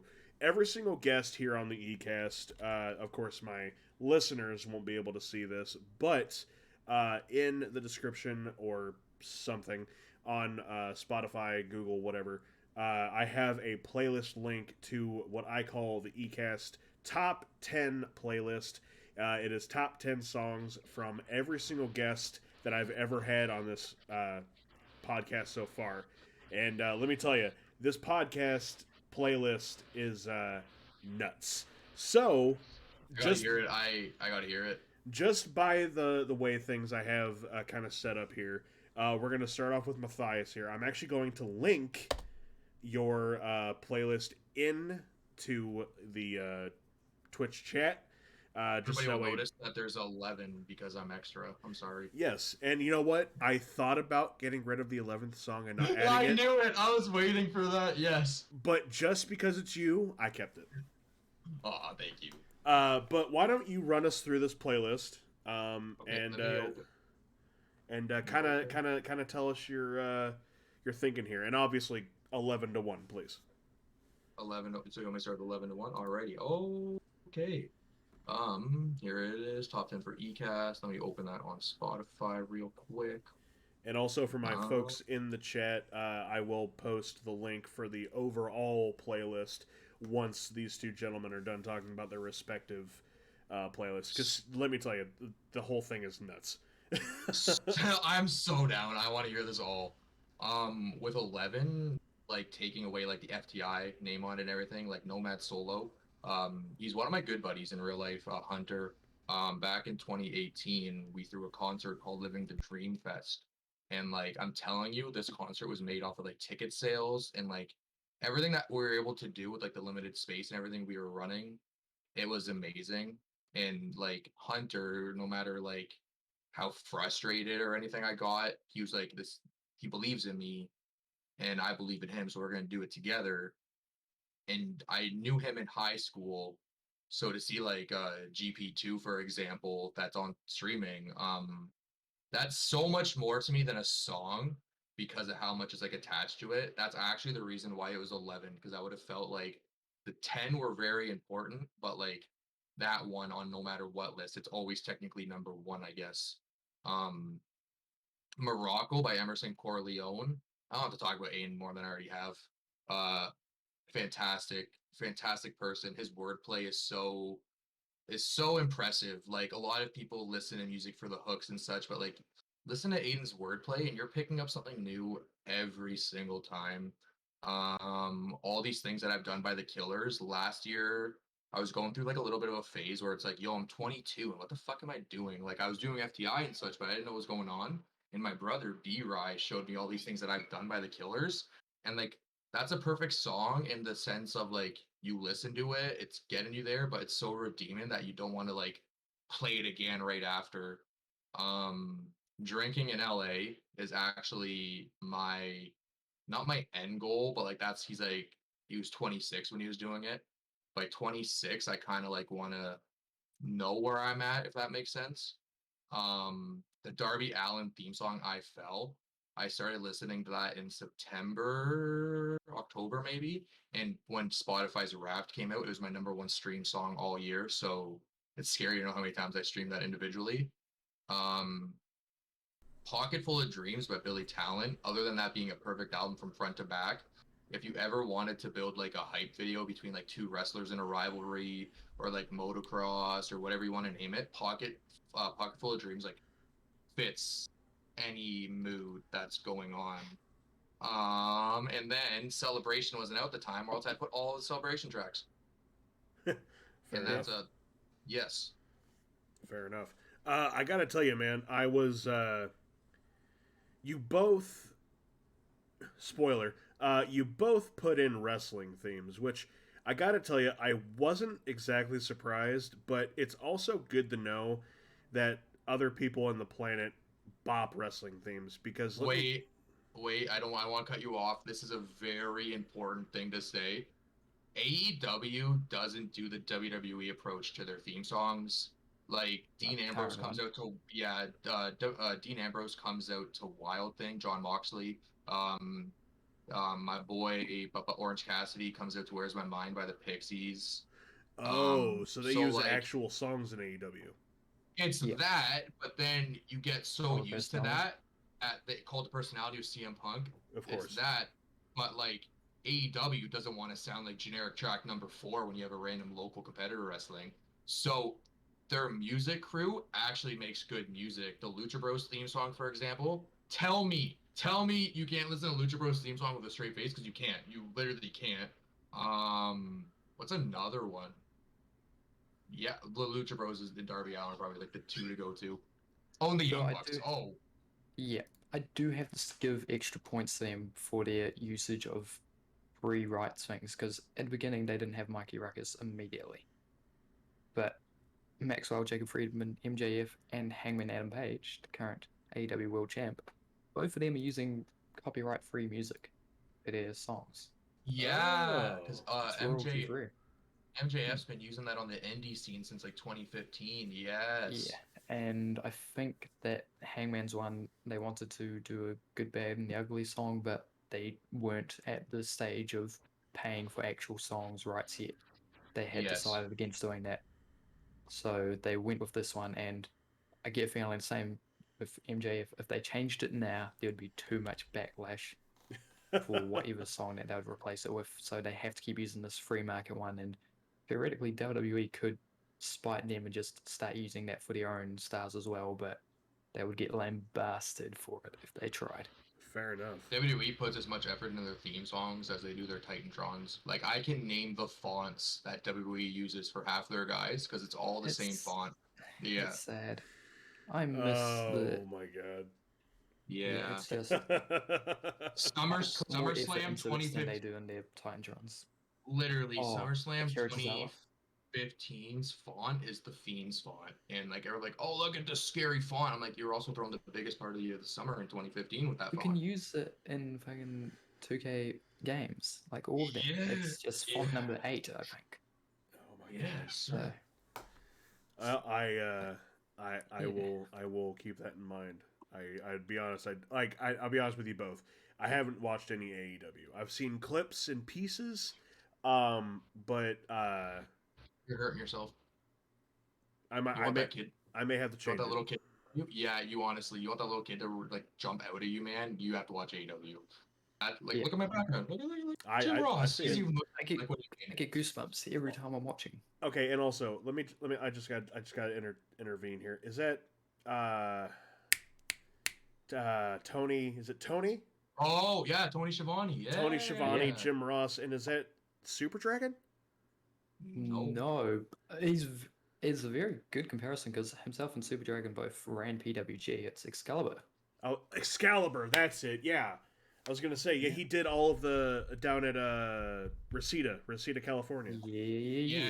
Yes, sir. I watched a lot of PWG. Let's go. I I love the watched. nicknames they had for them, like Mount Rushmore. Ooh. Yeah, man. No, I always wanted to go to a PWG show, and I obviously never had the opportunity to. But all right, Matthias, fire top 10 for sure.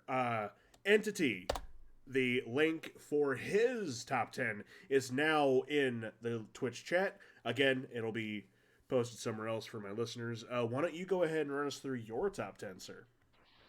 So I'm assuming to bottom the top again, and mine less of a less of a structured thing. It was a case of me sitting there going, "What is my top 10?" Because earlier I said I'm not all that great on music. Ems and Corleone's helped a bit, but it's very much a case of me going, "That sounds nice to me. Chuck it into my playlist." You don't want to look at my proper playlist. It is, oh, Curiosity's it's the been same with piqued a my little bit. karaoke playlist. It's emotional whiplash. You go from Lemon, Black I miss the Sabbath days. to here, well, to one of the ones we'll get to later, but it will just whip back and forth across genres, across tone, across tempo, and I should know better because I theoretically know music, theoretically. But number 10 was Do You Want to Do Nothing With Me by Lawrence. It's just it's just happy. It's a lazy song. It's a happy song. It's a jazz song. You don't have to subscribe to having the same beat. I mean, this one here is follows a beat, but jazz is a freeing thing in music. Mm-hmm. You don't have to be the exact same every time. You can have fun with melodies. You can have fun going up and down scales and such. Those two, brother and sister, amazing vocals, a band around them. Huh? Why? Why has that family got so much talent? Why? Stop it. Quit it. But that was why they're there. Jamie Lawson with Someone for Everyone, number 9. Again, a hopeful song. We'll see this a lot in mine. There's just songs that are there to pick you up because everyone needs to be picked up a little bit over time. And Jamie Lawson, I think, I'm forgetting what his big one is.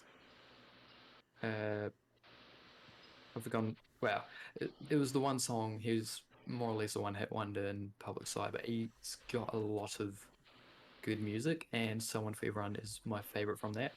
The man who probably got him as popular as he is now is Ed Sheeran, and I talked about me reading out The Hobbit earlier.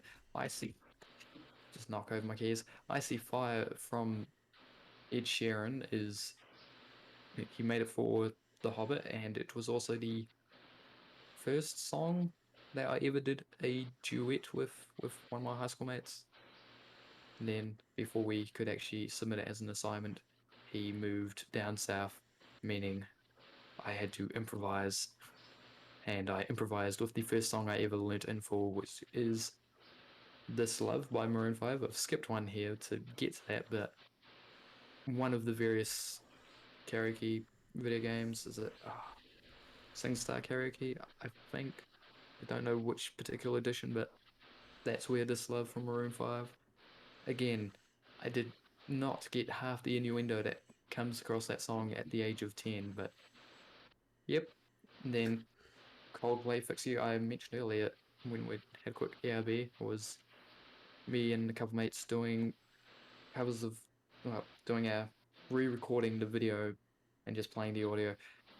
I also, it's probably gone from the internet now, but Fix You did a cover of that, and I say cover air quotes. It's just me singing and sitting in front of a piano because I didn't know how to play piano. Still don't, but me sitting in front of a piano at 12 years old singing Fix You was a thing. Then this one we can directly tie to wrestling. Great Balls of Fire by Jerry Lee Lewis. They made a pay-per-view in WWE, and they named it after that purely so that they could use his song. There was no reason for a Great Balls of Fire pay-per-view to exist. It was just, oh, we've ran out of names for a pay-per-view. Hey, you, what's your favorite song? I don't know, Great Balls of Fire. Great Balls of Fire, that's gonna be our new pay-per-view. Yay!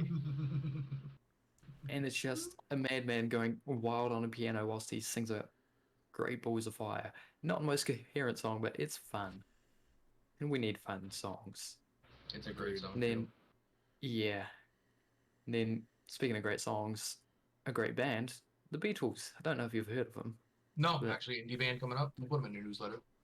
yeah, and band's their song I chose is "Here Comes the Sun," and it was a toss up here because "Here Comes the Sun," do do do do, very happy. I love it. But the other song, and it would have been, it was very close for me here. It was either this or Yesterday, but not the Beatles version of Yesterday. Yesterday from the movie Yesterday. I wondered if that's where you were going with that. I love that movie. Yeah, and it was a heartbreaking thing, that particular scene where he sings that song. And that was the intention. Bravo, movie makers. But yeah, it was a toss up between those two Beatles songs, but I chose Here Comes the Sun because, yeah. Then next up, I mentioned it briefly earlier, was Rugby 06 when we were talking about favorite video games. One of the songs in that game's soundtrack is Break It Down James Brown by the Offcuts. I can only find some very unviewed videos on YouTube. Never am going to find an instrumental of it, never going to be able to karaoke that song, but it's amazing. I love it. And then we go into a James Brown song, and I feel, well, I Got You, otherwise known as I Feel Good. I feel good. Yep. Yep. I love that mean, song. yes. Again, just happy, upbeat, unlike the actual person who sang it, but it's there. It's amazing. And then number one, it, I haven't said a wrestling song. You could have guessed it by my background. It's Live in Fear. It's Bray Wyatt's theme song. That's Code Orange, right? No, not the Code Orange version. I have gone with the original Mark Crozer version.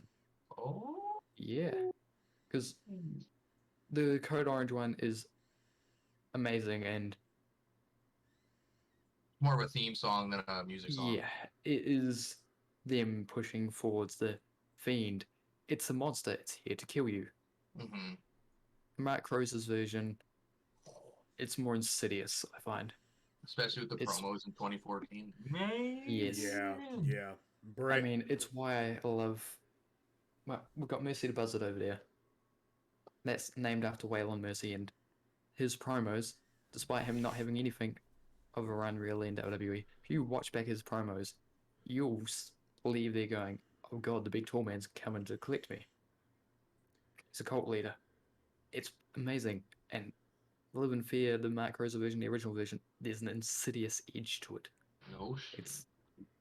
It's the big bad man with the charismatic words is going to creep around the corner and he's going to take you. He's going to indoctrinate you, and that there is why. That's that. Yeah. I'm gonna say Bray Wyatt's promos when he was hot and heavy were some of the best stuff I ever saw. I took a lot of inspiration from his promos for stuff I used to do on YouTube and stuff back in the day, back when Jamie Shepard used to run around. But we won't talk about that. I appreciate the both of you, man. Those top tens are both killer in their own respect. And ladies and gentlemen, the link that is just now being put into the Twitch chat is the collective playlist for all 41, Matthias, 41 tracks of the eCast playlist. And trust me when I say that this playlist is insane. It ranges, it sounds like. 100%. Well, just to give you a heads up here, we go from Machine Gun Kelly to Juice WRLD, to Linkin Park, to Metallica, to AFI, to Beartooth, going to Kanye West. Oh, my boy. The Strokes. Oh, I love me some Strokes. James Brown. Anthony's Corpson. Going all the way to Coldplay. So this playlist is asinine, and I love every single second of it. But thank you both so very much for your top tens. And now, the final question of the ERO's top 5, and my personal favorite. Listen, chat, listeners, viewers, this and I'm not going to touch on the recent developments of the world because I'm not going to do that. We all know what's going Hmm. on, Hmm. and it's not okay. Actually, to that point, if you want to know a little bit of FTI secrets, we try not to refer to the pandemic or COVID entirely in FTI because it's negative. And why do you want to read negative when you're trying to read about artists? So I Very true. really like your approach to that. Yes, Yeah, 100%. Very true. I mean Uh, that's half my playlist. It's avoiding. right, right. I mean, number one is But you still have to look at both sides of the coin because one side is the universe that you see in your eyes, the one that you make, and regardless of it's happy, sad, whatever, the other side of that coin is realism, and the world never seems to really get a whole lot better recently. It Agree? just it Oh yeah, just it yeah. just seems that it's bad thing after bad thing after bad thing. And I know that our turnaround's coming soon. But gentlemen, Pure porn is amazing. but gentlemen, and you guys can figure out who goes first on this, of course. But if you had one thing to say to the world, what would it be? And as I have for my previous guests, the floor is yours. I'm going to mute. So, so I thought about this question all week. I was genuinely thinking. I was like, I really do not know. I don't know. But during this eCast, Wednesday texted me, and I think he sums it up really good. He said, "This was awesome. This was so dope. So proud of you and what you've done with FTI. You're gonna go down as an icon to all. Thank you, five ever." And what I was saying to Papa Frank 2 weeks ago, and I've never found out how to like properly say it, so I hope this makes sense. If you commission an artist at the beginning of the year and you do your work, your networking is there, but like the deal is like finished. Like both sides did their part, both were compensated. One got art, one got money. So say you have something coming out in November, and you're like, hey, I'd like their help. They don't have to feel inclined, interested, or even want to check out what you have in November because you guys worked in January. But FTI, April 2020, we can talk to someone tomorrow and we'd go like, hello, how's it going? And like have the conversation like, how's it been going? But it means so much more because they're not going to compare what we worked out one time. They're going to say, I can't wait to work again with them because it's all one big bear hug of people. Um, and as much as I like deflecting compliments in the whole nine, You're great. I am definitely one person who lives in my head rent free. Um, and I have a photo album of screenshots, and this might be exposing too much. I have a photo album of screenshots of a lot of compliments and a lot of conversations and a lot of high moments. But I also have an album of the low moments. So if I go like, okay, what's going on? Why am I feeling like this? You read the high moments. And then if I ever feel like I'm in like self-doubt, what's going on? What's going on about this project, for example? You have, as much as you want to deflect the negatives, they do matter because you want to fix your negatives. You don't need to nail them right in the head and flip them to tune to make that person happy, but you really got to understand like they exist. But read a positive comment right after that. That negative comment doesn't bug you as much. It only exists. It doesn't bug you. So if I had to leave anything, it's like just fucking do you and watch it all just happen. It happens around you. It happens in front of you. I, for one, didn't know how this podcast was going to go, and I was nervous all fucking week. I was nervous since last summer, and then you don't know, so go find out. Like it's an amazing time. Jump, like jump. If anything, jump, and you'll have so much fun. You're gonna be caught. Jump. That's mine. I mean, and this is a thing that we didn't plan. Mine technically parlays from yours a little bit. My my was it tweens just before you hit teens? from ages 11 to 14 wasn't a very happy time for me growing up. So, so I would internalize a lot. I was a depressed kid. I won't say I'm out of depression. I'm trying my best. I'm lucky I've got a great support team over there. But one thing I would say to myself as an attempt to normalize feeling out of place amongst my peers, because look at me, you wouldn't think I'm a native. New Zealand is a bicultural place, getting more bicultural, as in we're not just identifying as white more and more as the years go by, but I'm also Māori. And you wouldn't guess that just by looking at me. And when I was going to intermediate school, which is 2 years, the 2-year school before you go into high school, I went into the bilingual unit and I faced a lot of racism because I was the white boy in a Māori class, and Māori, Pacific Islanders, brown, it's generally the easiest descriptive. You point to a group of brown people in New Zealand, you either got Pacific Islanders or you've got Māori. Technically one and the same, but it was a very much sticking out like a sore thumb. But I chose to go into there because I wanted to be more in touch with one half of my culture. It burnt me on Māori a lot, I will be honest, but hey, it's fine.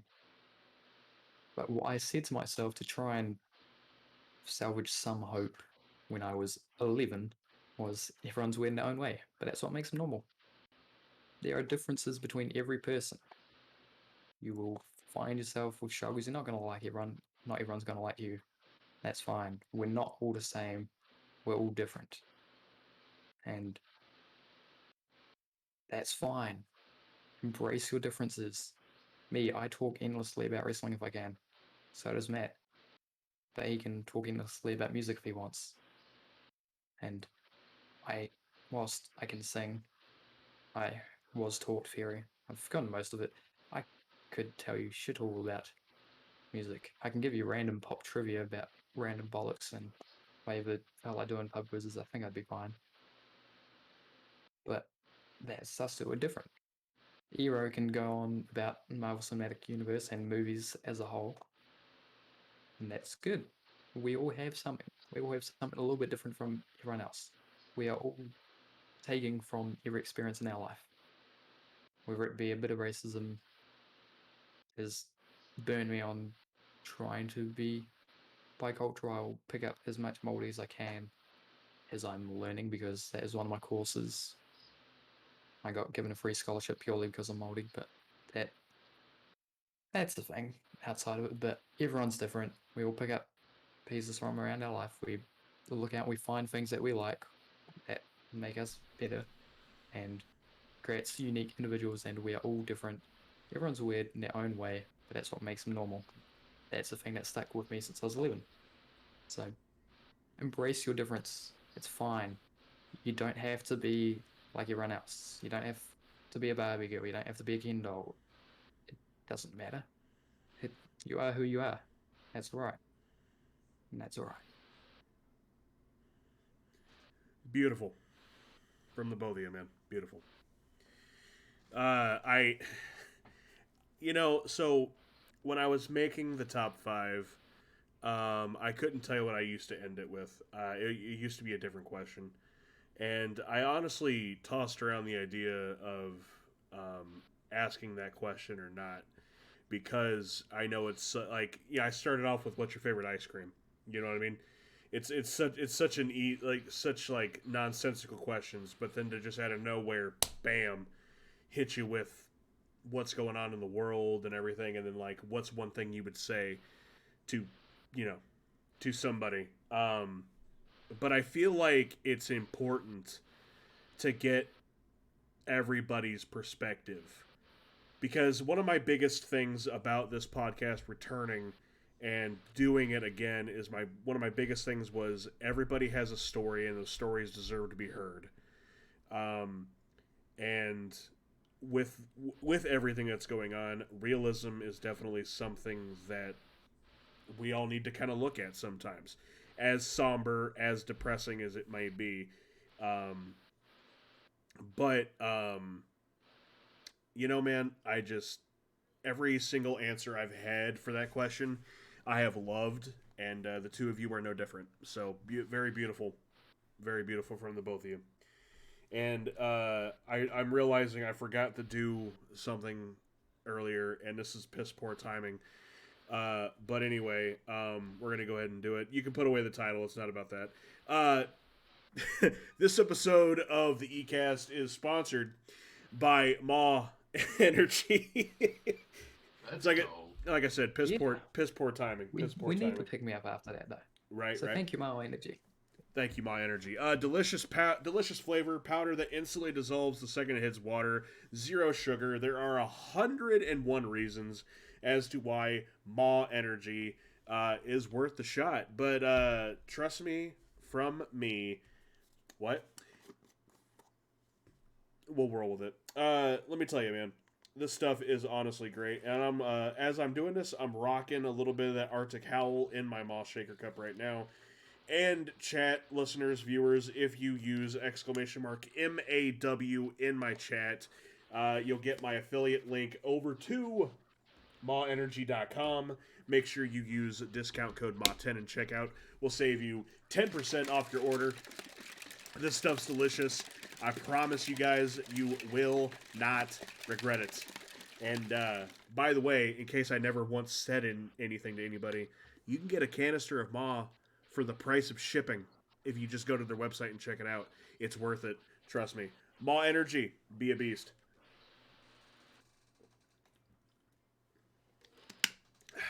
That was phenomenal. Yeah. Tripping You've on my... practiced that before. You've practiced that before. Oh, I don't know what you're talking about. Always got my bad bugs. Tripping on my words a little bit tonight, but it's all right. I mean, ad plugs are wonderful things. They can one help. One of the 101 reasons that more is so amazing is they're willing to sponsor amazing people such as this man up there. Oh, well, I Yeah. appreciate that. Yeah, man. Ma and I have a very good relationship, and honestly, everybody that I've met through Ma has been super cool. And you know, and like, here's my thing as well. And my fellow Friday night tag team challenge co-host, the Geek Slays, will agree with me. Geek Slays. Yep. I don't know if he's still in chat or not, but we've touched with some companies before that have been a little less reputable, and let me tell you, Ma is no bullshit one of the best companies I've ever worked with, and I don't see us ever parting ways anytime soon. Hey, there he is. There's the lad. The lad. But and you all know for a fact that if it's not good, it's definitely not going to have the EROE seal of approval. And trust me when I say I don't love all of their flavors, but I like all of their flavors. So There we go. I will tell you though, this Arctic Howl that I'm sipping on, man, it is unbeatable. If you've ever had the white Gatorade, you know what I'm talking about. It's like that glacier cherry. It's great. Yeah. I don't know if they ship international, boys, but I would definitely check it out if they do. Well, I know they ship to Canada, but I have no problem shipping it from Canada to Entity. There we go. I mean, I know of a great discount code you can use. What's the to get discount code? 10% off. It's more10, and you can get to that by clicking the link in chat or doing !MAW if you miss out. My You man. need Look to at that. have the link later again. My man. All right, so switching gears for the final time. I have a couple other questions I kind of want to just ask because like we've been kind of tiptoeing around a couple subjects that I kind of wanted to discuss about, but We've been turning around wrestling. Well, actually, none of them are about wrestling. But you know what? I'm gonna include a question in here just because I'm curious. Gentlemen, I'd like to know your favorite match of all time. Okay. I'm talking a match that like gets your blood going just thinking about it. You know what I mean? Okay. I'm gonna top five it. That's I'm fair. not. Yeah, They're but not. They're not in any order. They're because like Also they're not in fair. any order. it's too hard to Um, pick that it's match. so hard. The first one that comes to my head is Kofi Kingston versus Daniel Bryan for the WWE Championship. Um, I have loved Kofi Kingston since he was on ECW in 2008. Man, when I tell you I loved Kofi Kingston, the minute I saw that, I think it was Jack Specific was putting out a Kofi Kingston action figure in the Ruthless Aggression line. I had it. Like I was like, dude, I had to have it. Daniel Bryan always hit and miss with me because I loved him in 2014, but I hated him until 2019, and then he became this eco-friendly heel champion that his gimmick was based around the fact that he was treating the world correctly and the rest of us weren't. But If you were he was if he was working for anyone else, that would have been the top babyface gimmick. But because he was working for Vince McMahon, he was the bad guy.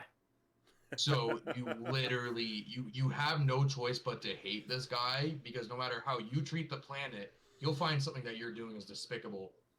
And then you have Kofi Kingston, who literally comes into this match and he's like, I'm not supposed to be here. Happened on a freak accident because of Mustafa Ali getting injured. You have to be not a human to get no emotion from that match. Like, you have to be a wrestling fan. You don't have, like, you're watching this guy go, like, I know I deserve to be here. This year wasn't supposed to be my year, but now you're going to remember this forever. And then to follow that up, and it's literally probably actually my favorite match of all time, of number one spot, Edge versus Triple H versus Jeff Hardy in 2008 at Armageddon. Oh, Um, a lot of people's favorite wrestler is Jeff Hardy, except I want you to come challenge me that you cried when you found out CM Punk beat him in a cage match. My mom called me and she's like, honey, Jeff Hardy got released. And I'm like bawling my eyes. It was like a 10-year yep, year old. It's yep. like the end of the world, man. I'm like, he finally got the world title from Punk. But then, like, less than in a year prior, you're literally watching Triple H just get the satisfaction of beating the shit out of this guy, and they're like, all right, on to Vladimir Kozlov, but the crowd wants Jeff Hardy. All right, on to Edge versus Vladimir Kozlov versus Triple H, but you need Jeff Hardy, and so you see him hit the swanton, and there's that still image of him in the air with both arms out. JR is literally making the best call of his life, and I don't care about you Stone Cold fans. Nothing beats JR saying from fucking. I'm not even gonna. You have to go watch it. I'm not gonna repeat it. It is so. It's goosebumps. Um, yeah, like Jeff Hardy literally taught me that anything is literally possible, and that's so cheesy and that's so Hallmark movie. But like, come on, come on, it's Jeff fucking Hardy.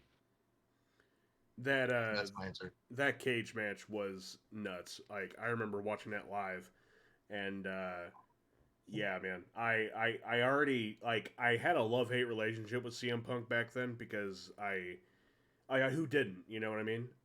Yeah, Nowadays, understanding the business as well as I do, um, I I I loved him the entire time because and like you. Yeah, sorry. Well, sorry. you're good. Just the gimmicks he'd come up with, and like, because I always wanted to be a heel. It's so much easier to be a bad guy than it is to be a good guy.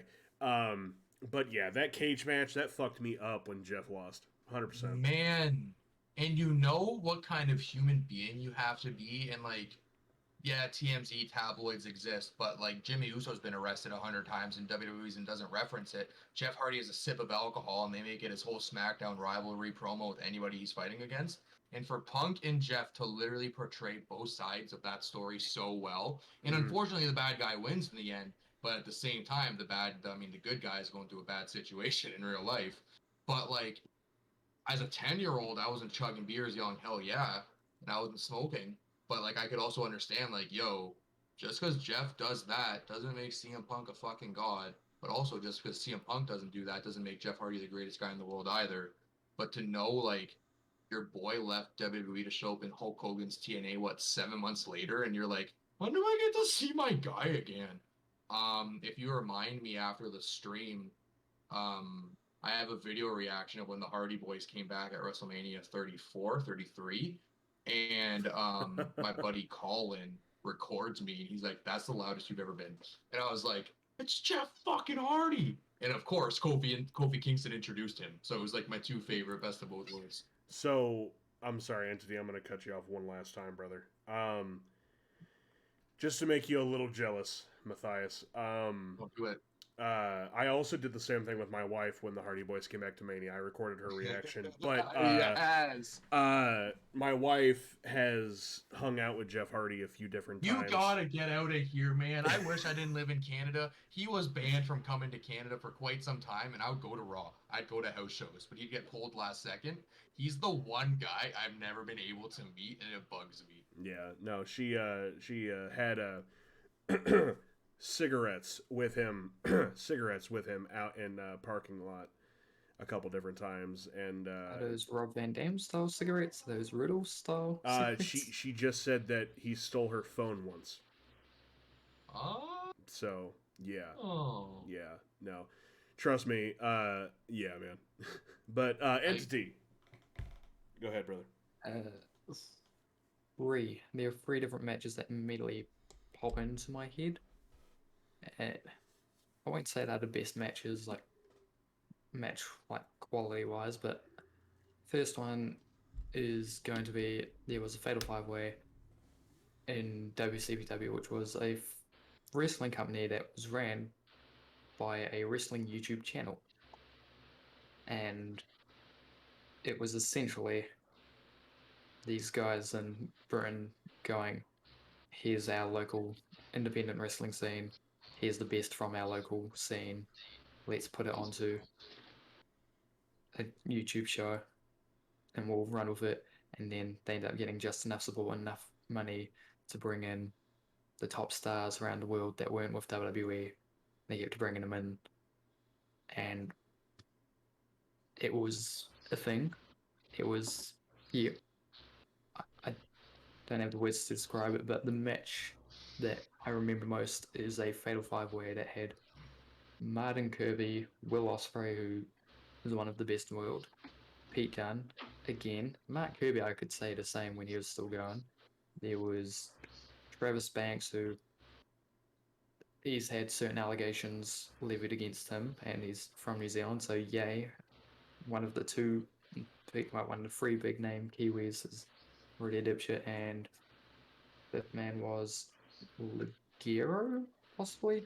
The Again, mask guy mask guy with the with the horns. horns. Yeah. Yep, again, another person that's had allegations levied against him in recent years. So Did you say Pete Dunne was in that match? yeah, Pete Dunne, Oh, Will Ospreay, Martin Kirby. I know, and it's those five who are amazing professional wrestlers having a fun match with each other. Not to cut you off, I met Pete Dunne in 2017, and the first thing I asked him was, "Can I hang your belt from my mouth?" And he was like, "No, that's not sanitary." But he did the fist on my face, man, and dude, Yeah, he's amazing. he's so great.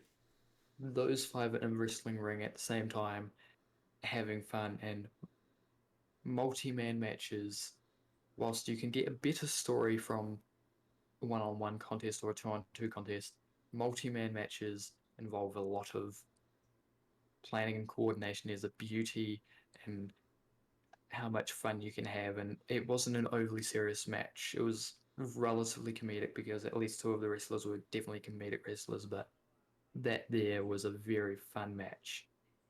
So that's one of the ones that's up there for me.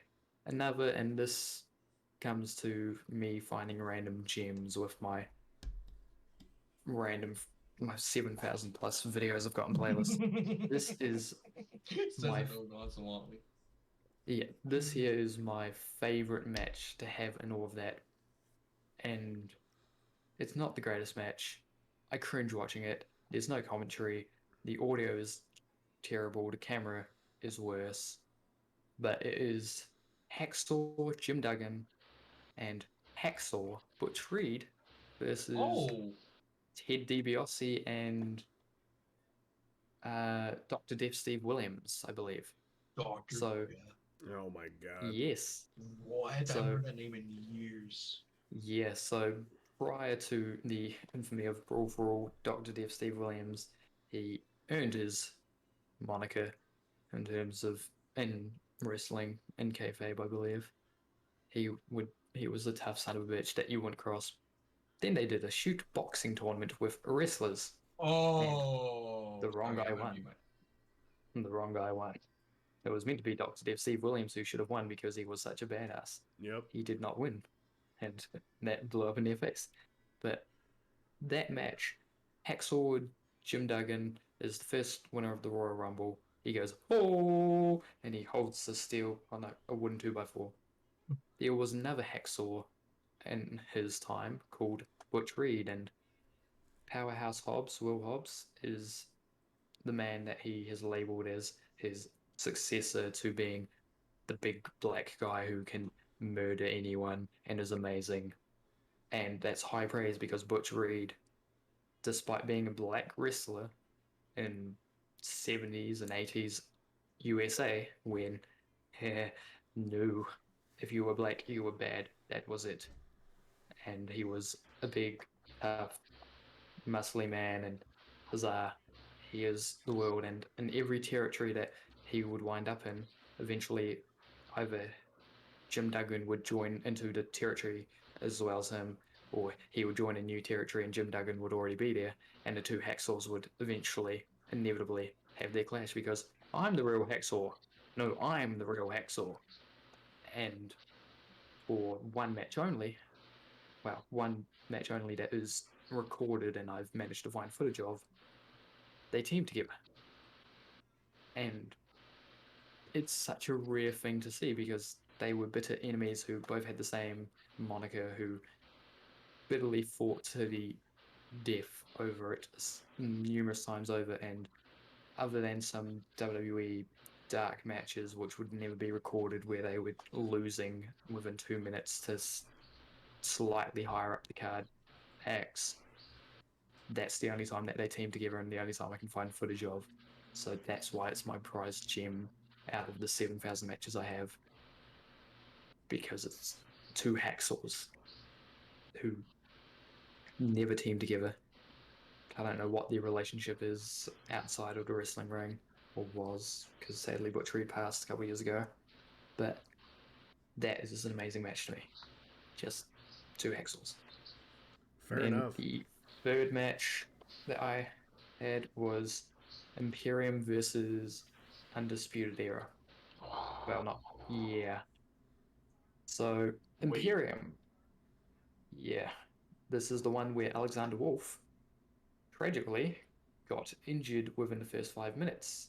He went out with a knee injury. And it, Imperium That had been, Undisputed Era? yes, that All Undisputed right. Era indeed. Amazing. And Undisputed Era, I believe they had all the gold at the time. They had all the gold that you could have in NXT on the men's side, and Imperium had all the gold you could have in NXT UK on the men's side. And it's two big four-man groups who have been dominating their particular brand, and it's the clash between the two NXTs. And oh my god, there's an eight-man tag and four of the best wrestlers in the world going up against four of the best wrestlers in the world, and it's two actual units. Oh my god, yay stables! They're fighting, and they were going to have an amazing match. They had an amazing match planned out, you have to assume. Then, unfortunately, as is the way of wrestling, shit happens, and Alexander Wolf injures his knee within the first 5 minutes. So he gets taken to the back.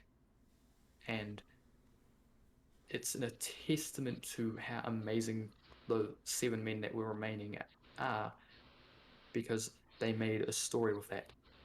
They took the ball and they ran, and they made it's 3 versus 4. It's the packed tactics of the Undisputed Era, which is why they've been ruling their brand for so long, versus a ring general with his two trusty fighters at his side, and they're going to try and make it through hell or high water, and the numbers advantage ends up, of course, going to Undisputed Era, but somehow, some way, these three foreign invaders work together despite the odds, and they manage to somehow, some way win the match.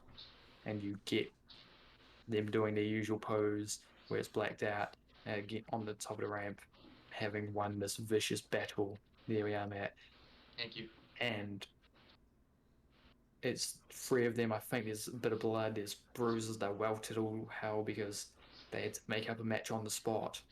And it's them 3 standing as triumphantly as they came, whilst they're still thinking of their very injured buddy backstage who they don't know what he's looking like because he went down with a knee injury that can be career ending. And they're trying to put on a brave face, and that is the best match.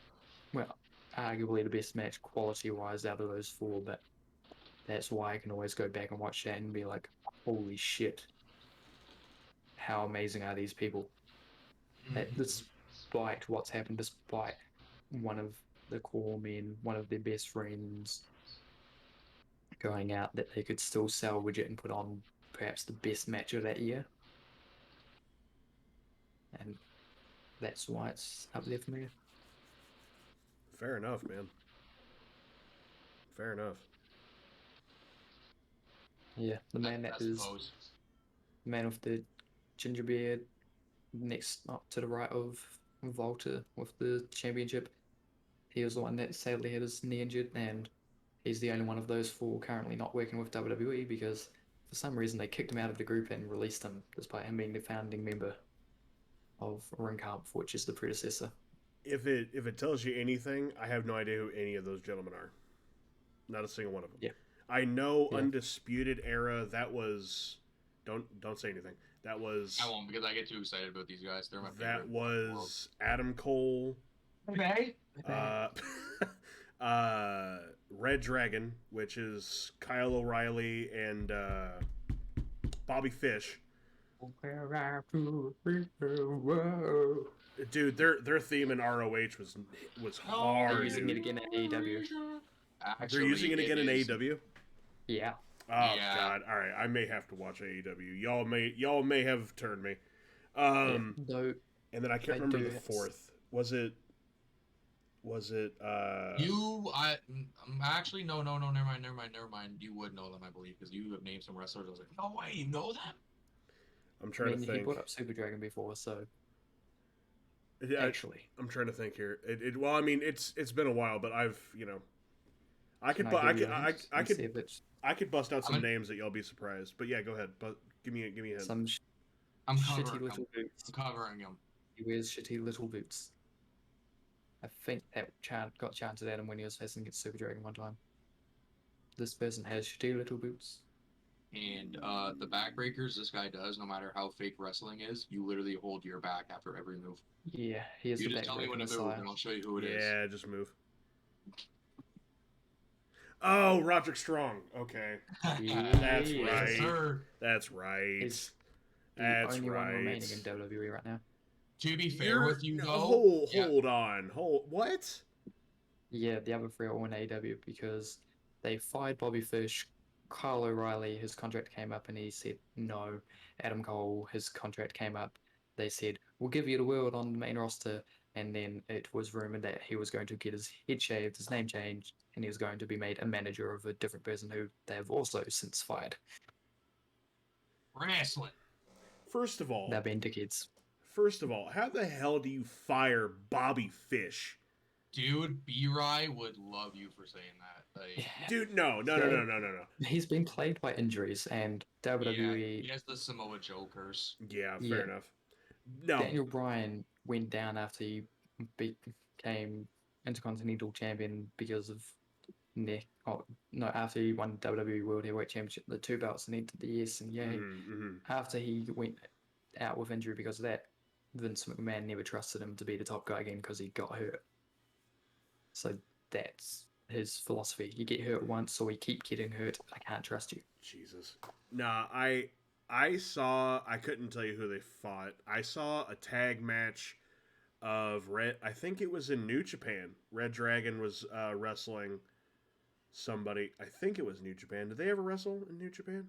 Oh, yes. They were okay. IWGP Junior Tag Champs. Right. I was gonna say Rocky Romero. They if I remember right, they faced a Japanese team, and dude, I was hooked I was. You guys can't see my face, but I was hooked. Every second I was hooked to that fucking You were screen, man. fish hooked. Yeah. Yeah. But that's nice. Um. Okay, so at this point, I want to let chat know we're gonna go ahead because we've been going 2.5 at this point, and I still have a few more questions I kind of wanted to ask, but we still need to do Q&A. So at this point, chat, if you have questions for my guests or myself for some reason, go ahead and start throwing them into the chat. Don't worry, listeners and viewers, I will go ahead and translate everything here for you. Oh, Jedi Oh trying a goodness lot. gracious, Jedi! I got you, brother. I I love got you. it. Okay. All right. Well, So I was gonna fill some time here, but I guess I if don't have to. Tony Khan were to sign me, or you indeed, Matt, who would our first feud be against? Now, I'm realistic. I know that my athletic capability is low. So I think somehow, some way, I'd get in there with Danhausen because similar body shape. He would go over because, like how I'm going over Danhausen. But that would probably wind up being it. So preferably House of Black. Yes, please. Fair enough. Matthias. I like that Well, one. me on their side against whoever I feud with. I don't know if you guys are familiar with this lad that goes by the name of Dan Lambert. Um, Dan Lambert Oh, is oh man, I'm he's actually he's great. not. He's horrible, but he's great. I'm actually not. So Dan Lambert is the manager, and I believe he owns. What does he own? MMA. He American Top owns Team, American Top Team. It's like boxing, I believe, and like oh AMA, trust me, I know American Top Team.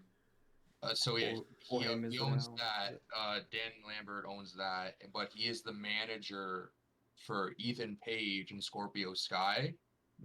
And also But Bobby Lashley at one point. and also Bobby Lashley. The thing about Dan Lambert is you hate his promos so fucking much because he is saying what people complain about on Twitter, but he says it like you're like, oh, I want to give this guy a hidden like taste of his medicine. For example, when Cody Rhodes was like kind of leaving out the door, they got really ruthless with how they were talking about Cody Rhodes on the microphone.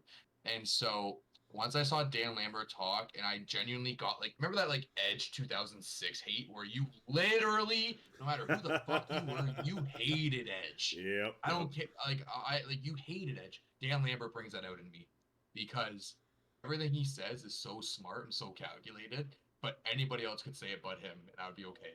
But since it's Yeah, him, I'm like, oh, he we're going one is on one. angry white boomer personified, and that is his character. And But That it is amazing. it's also that's pretty, yeah. that's the kind of heel I strived to be back when I was like, dude, I wanted to enter an arena or a gym, whatever, and at the end of my experience, I wanted people to go and slash my tires. That's the Yeah, kind of heel I man. wanted to be.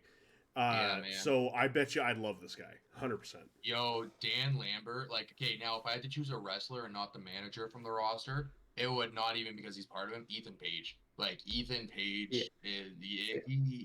Ethan Page, everyone's like, oh, you put a match in Ethan Page and the guy makes Ethan Page shine. No, Ethan Page makes you shine. He is very good at what he does, and you're like, oh, this guy's full of himself. He does this little thing where he knows he has a perfect face and he has like a perfect body and the whole nine. But man, you watch his matches and you're like, shit, I'm not supposed to like him, but he's great. Yeah.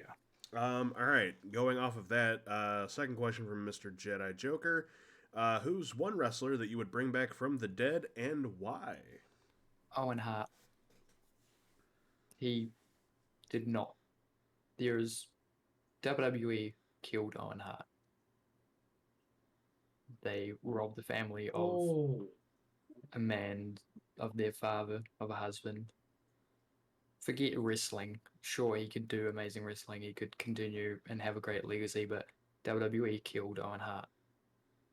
And there is a family that, I mean, Marva Hart has done amazing things since in his memory, but that shouldn't have been her destiny. Owen Hart should have lived a long, happy life, and grown to be a bitter old man like his brother Brett. But he should not have died. Well, not for many years at least. No, I agree with that. That's gonna. Mine would have to be, and that's a really good question, actually. Mine would have to be Umanga. Umanga was a sick Oh, son of a bitch. Like I'm not gonna lie, he got that edge hate out of me. But as you said, like when you know the business and you're older and shit, you're like, yo, he could have been your world champion, and yeah. you would have loved it. Dude, Umanga had that last man standing match with John Cena at the Royal Rumble 2007, and I get uncomfortable watching matches, and wrestling doesn't make me uncomfortable because it's all scripted. Like the items are gimmicks, so they're meant to break. But you're literally watching Cena get massacred with like ring ropes, stairs, and announcers tables, and then you're like, but when this guy takes off his face paint, him and Cena are having a beer in the back, and I'm just like, yeah, that's the kind of guy you want to run your company. No, man.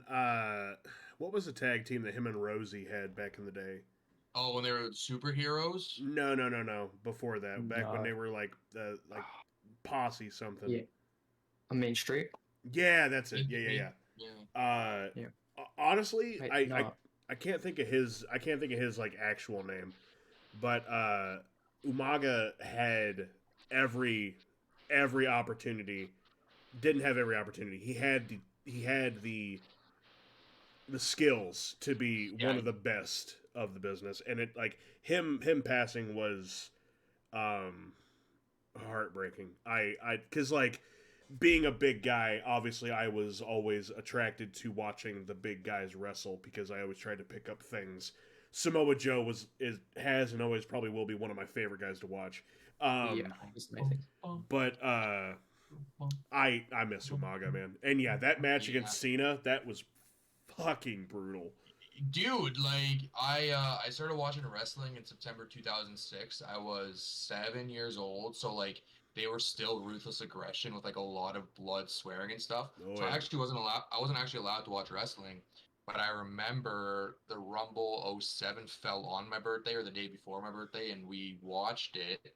And I was like, I'm terrified of this guy. This guy's hurting Mr. Hustle Yeah. Loyalty Respect. Yeah. Like I was terrified of him.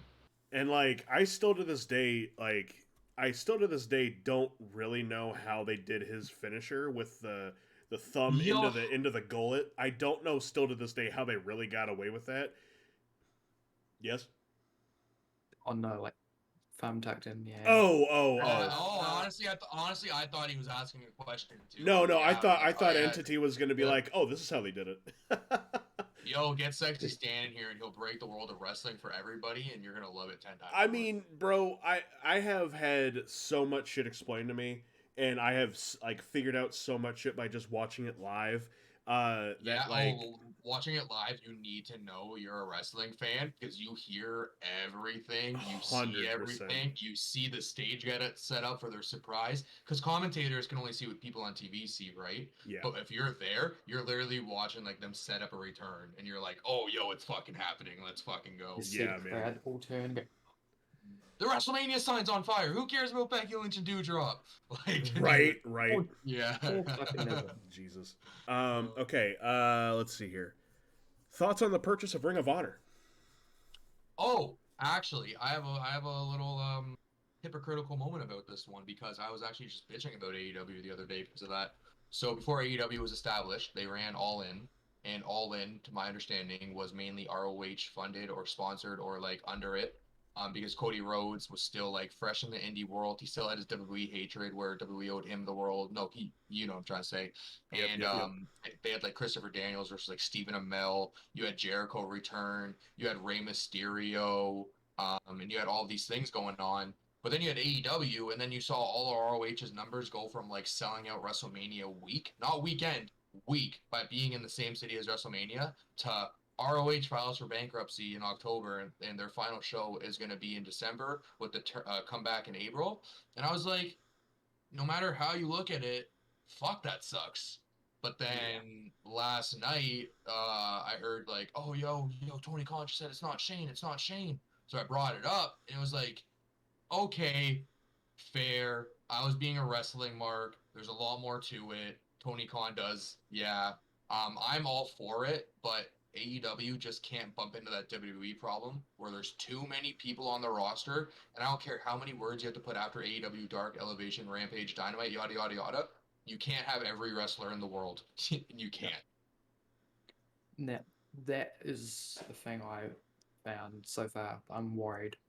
Is Ring of Honor going to be a standalone thing and are going to migrate some of the Ring of Honor stars who are no longer, who are not featured at all, like Jay Lethal? Marty Scurll. Yeah. Well, Got Mighty it. Skill, I'm curious because I'm like, they were really hinting towards the Ring of Honor purchase a lot on the being the elite beforehand because they had Flip Gordon on there. Yeah, and Christopher Daniels being Brian's first opponent right after, and he was like the whole yeah. Yeah. So I'm worried. Is this going to be a case of they're going to Look try what and I say can we buy. have three main shows? Because Rampage, when that first got announced, it was a we've already got two B shows or two C shows now. We've already got two shows that are free to air on YouTube that only 5% of the viewer base actually watched. What happens? Is Ring of Honor going to be treated as a separate company and are going to keep it separate and then just have stars float over like the Forbidden Door situation with Impact at the beginning where, oh look, Christian Cage or Kenny Omega popped up over there, or oh look, there's Jungle Boy and or Private Party in a tag team? Or is this going to be a case of no, we have three shows that are all equally important. You must watch all three of these top tier shows, and then Dark and Dark Elevation are going to be supplementary, which will make it so we can have the Gun Club come out of nowhere with an extra 20 wins under their belt that no one knows about. I'm worried because I like the Gun Club for the existence of, oh look, there's some cheap heap dipshits and their old man. But there's a lot of people at the moment. You've got Santana Ortiz, you've got Bucks, you've got Red Dragon, you've got FTR, Everybody in AEW is in a faction. got Lucha Bro. I like factions. I love I factions. love, yeah, I'm there for factions. It makes your company like a lot more like territorial behind this. Yeah, I'm there for yeah. factions. But you've got all of these people. Is it going to splinter off? Is it going to be Ring of Honor with the current storylines and history that's going on in Ring of Honor, and maybe you get the likes of Jay Lethal or a few others that of Ring of Honor originals, like the SCU being a thing that is no longer allowed in AEW, Frankie Kazarian, Christopher Daniels. Are they allowed to reform as a team over in Ring of Honor? Or is this a case of no, Ring of Honor is now just the Monday show for AEW or the Tuesday show? Because that's a worry I have. Fair. Let it I be its own thing, possibly borrow talent if needed, hire all the people that will let go that want to be rehired if you can, but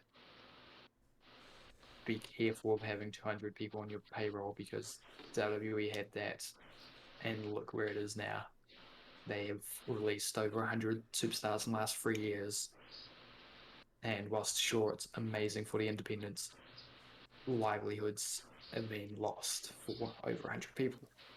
Sure, about 20 of them have guaranteed money now from AEW, but what about the other 100? And we don't want to have two different companies flooding the independent scene and all of those that are there year round every year for the last 20 years. Like, yeah, CW Anderson, he was amazing in ECW. WWE didn't pick him up. Impact didn't pick him up. So he was just doing the locals, and that's, what's one that passed recently that got inducted into the Hall of Fame? Tracy Smothers. He was doing a lot of independent wrestling, and he was making his name on independent wrestling, but he never made it to big times. How many other thousands of independent wrestlers are there that could be the next best thing in wrestling, but don't get the chance to shine because WWE and AEW have dumped heaps of people in one go and 100%. flooded the market with more expensive people? 100%. I say it's a valid worry. It's a valid worry. I when I was told about the purchase of Ring of Honor, I was also a little hesitant on being excited for such a thing. Like now, it is cool to hear about and to think about guys like Jay Lethal and the Briscoe brothers, and a few others that I could name, getting that kind of spotlight in the main light. But yeah, I mean, you do worry about what could happen in the future.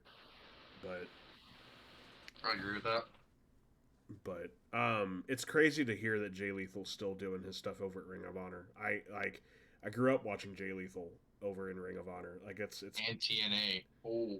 yeah, and Black TNA. Machismo. Back when the Black Machismo, there it is. Oh yeah. God, And Shark Boy. Oh my God, the Shark Boy stunner. Shark Give Boy. me a heck yeah. Fucking shark. Curry Man. Curry Man. Suicide, but they couldn't put it on toys, so it was just a box with a guy who looked like bootleg Spider-Man. Malik. Oh my Malik. god. Yeah. Or Or, Relic. Did you know that's killer backwards? Oh. How about Black Rain? Black Rain, Gold Dust. Yeah, oh Good my old, God. good old Dustin Rhodes. He literally just said, "What the fuck are you making me wear on national TV?" And I had all the utmost respect for him for saying that. Yeah, What are man. y'all making me wear? Although this is coming from the guy who dressed up as Goldust for how many fucking years? Yeah, and he's talked about that quite a bit. I'm so glad he got to finish as Dustin Rhodes, because he's gonna remember to the blind eye or the public eye, he's Goldust, but to wrestling fans, you're respecting because he went out as Dustin Rhodes and he still bleeds every week. He still tries to do backflips every week. Oh my Like god. he's going, yeah. Yeah. His match with Cody on the first pay-per-view AEW had. Oh, I heard that match was insane. So Yeah. good it got an action figure. Yeah. Damn. Okay. Okay. What celebrity would you rate as a perfect 10? There is none. 3 celebrities that I look up to help me better encourage myself. There you go. I got that, and he's like, there is none. Um, Jeff Hardy, number 1, all day, every day. 2 would have to be Dave Bird, otherwise known as Little Dicky.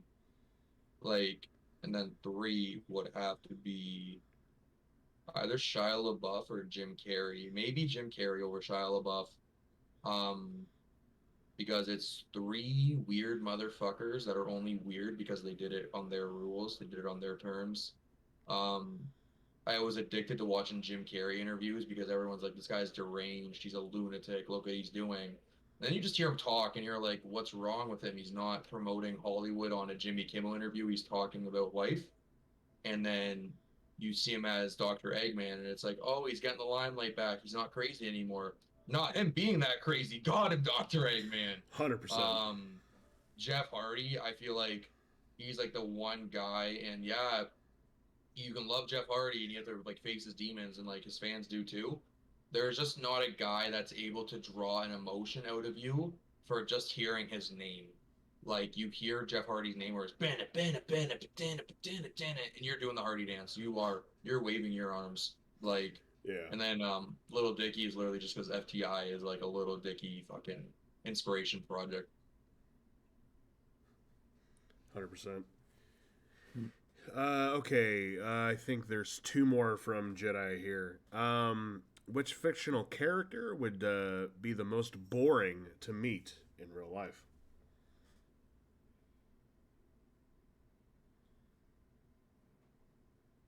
I'm going to Honestly, go. yeah. I think the most boring to meet in real life. Blaze Zabini from Harry Potter.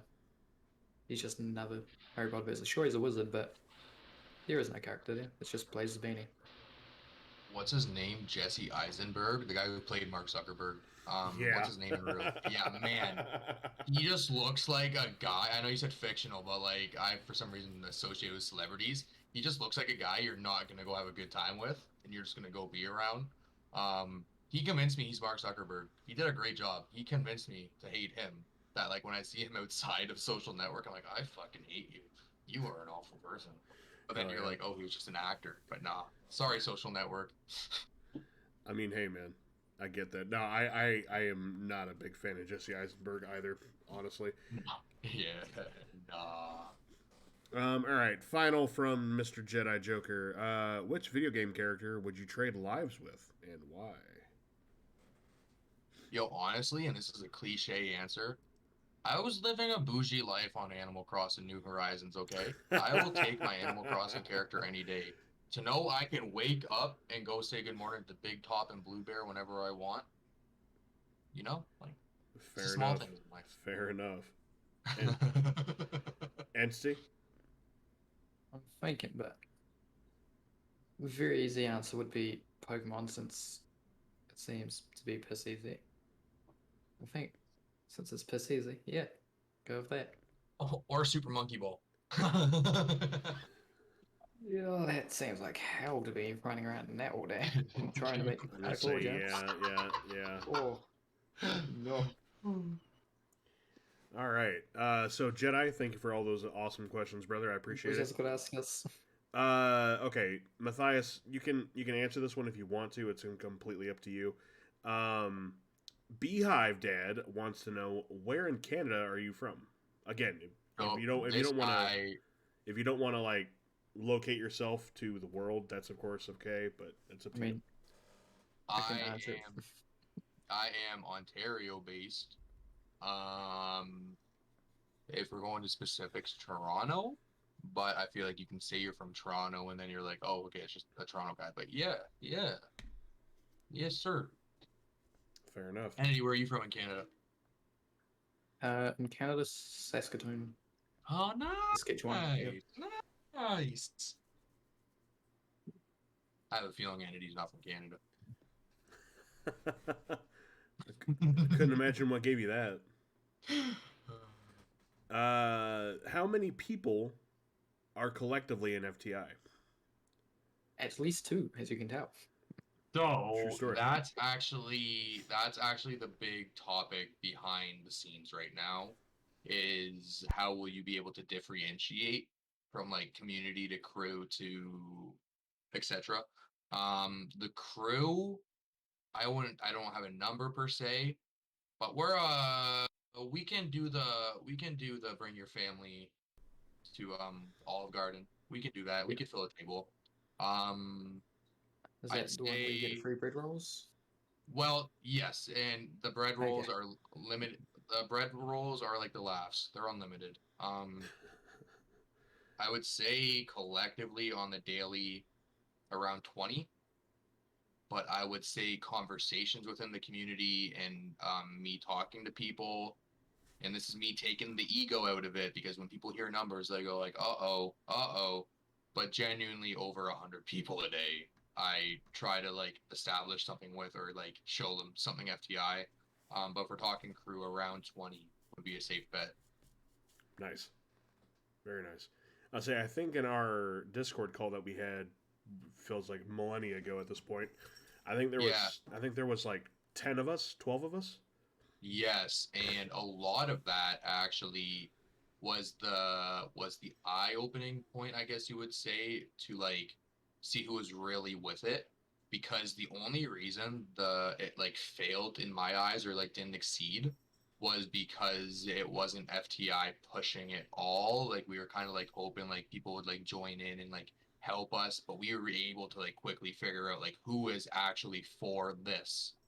Right. Everybody has lives, everybody does what they do, everybody's passionate, but that's what really made us differentiate community from crew.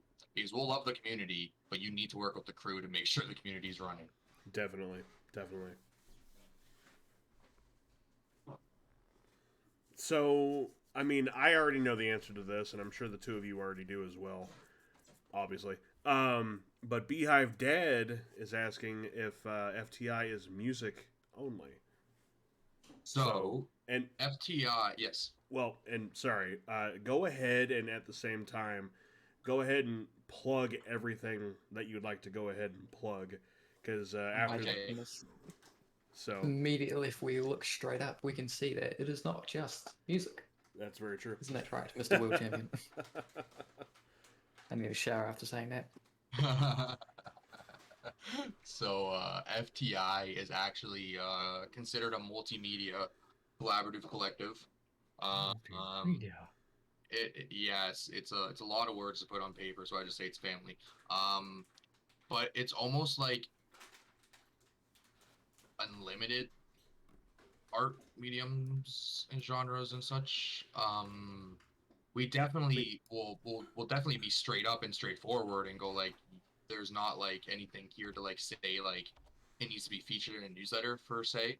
Like there's some talent that is just not like transcribable. Is that the word I'm looking for? Like you can't pass it on. Yeah. And you can't really like engage people with it because it's more of like a personal passion project. But to the point, I would say music, Twitch streams, and clothing are our top three driving forces. And A very YouTube and close fourth.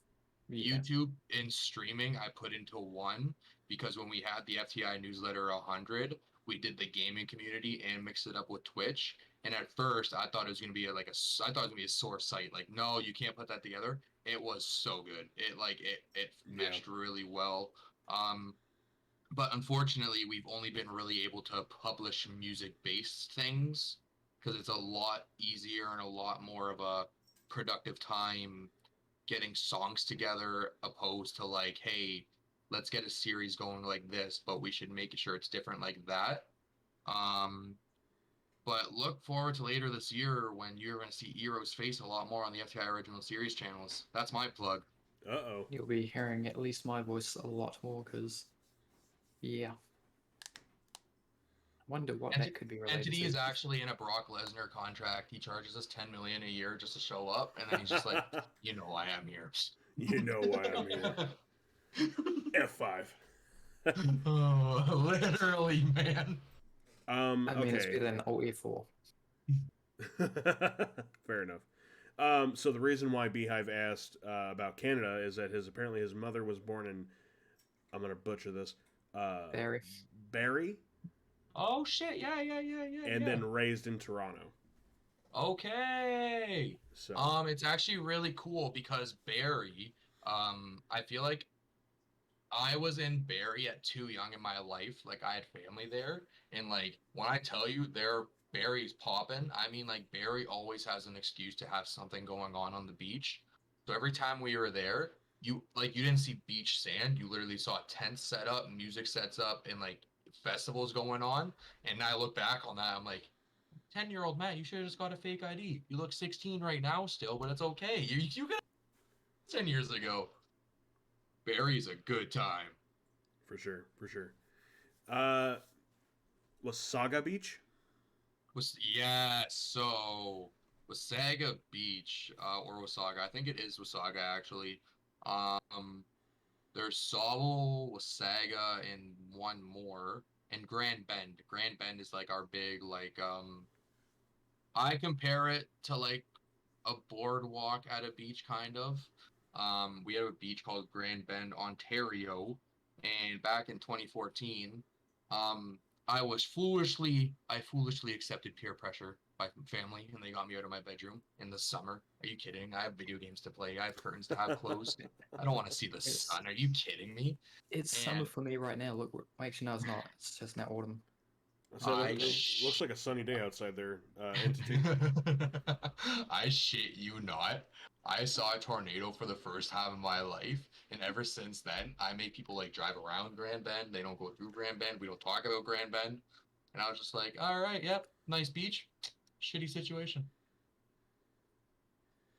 I love how I just said it was a beautiful sunny day outside. And now it's nighttime, and in a blink of an eye. Oh, and now it's daytime. What the You've hell? never seen Juan Cena and Kappa Matt in the same room at once. But with Entity snap of the fingers, It, joys of living in a outside of a parallel realm. Yes. What was the in canon explanation for Firefly when asked? Because half the time you couldn't reach it, then randomly Seth Rollins breaks and burns it down. yep. Fair enough. All right, I got one final question for the two of you, and then we're gonna wrap things up. This is Alrighty. kind of a joke question. Sizzlin wants to see some laughs. What was y'all's thoughts on the 5 out of 5 star greatest match of all time? Of course, I'm talking about none other than the Spirit Squad versus DX. So I think this one's actually a great question. Like this one is actually like this is when I started watching wrestling. Like the DX versus the whole McMahon's and Spirit Squad Yeah. was literally when I first started watching wrestling. So my first impression of DX was the two of them. I didn't know there was a DX beforehand. I didn't know there was a reunion where Triple H turned heel. I didn't know any of that. But I'm seeing these two guys literally spray paint their boss's fucking plane. They're fucking with his voice in the ring. They're fucking dropping anything from the sky on them. They're even standing on the roof. Triple H is looking at boobs, but he's calling it sausages and hot dogs. So I'm like, yo, these two guys are so cool. Let's go. Right. Then you have these male cheerleaders hit the stage. And they're like, ready? Okay. In 3 years, you're going to be Dolph Ziggler. But right now, you're not Dolph Ziggler. You're part of the Spirit Squad. And man, watching them get their ass kicked. And I'm like, yo, look how strong they are. Look how much they're flying. Not understanding the concept of selling a wrestling move. I thought, like, the Spirit Squad did their job. And the reason they never showed up on TV again was because DX killed them. So it was a 5 out of 5 star match for me personally. Fair enough. Entity? Any Dijkstra. Need I say more? So on SmackDown vs. Raw in 2008, whenever I need a guy to fill in for my United States Championship on my GM mode, it's Kenny Dijkstra. Why? He doesn't fucking win, and you can just guarantee your champion will have a successful title defense. Oh, Kenny Dijkstra. I'm sorry. Kenny Dijkstra. Yeah. I just remember was he the one that did the leg drop from the top rope? Yes. Yeah. Oh my god. Yeah. Dolph Ziggler, though, I will say, Nikki. Dolph Ziggler, I will say, like, turned out to be all right. Like, he learned his role. Like Emerson says, know your role. Like, Dolph Ziggler touched that lightning bolt of the World Heavyweight Championship. Unfortunately, like what Entity said, Vince McMahon's like, you got a concussion with the world title? We're not trusting you ever fucking again. And ever since then, whenever Dolph Ziggler comes on the screen, my brother and I were going like, oh, it's the filler. Oh, it's the bathroom break. So, like, Dolph Ziggler learned his role as a great wrestler, but you're not going to watch him wrestle. Right. Yeah, he was too good at selling. So unfortunate. But is unfortunately the hands that were dealt. But yes. Oh man. I said what, 2.5? We're going on 3 in 6 minutes.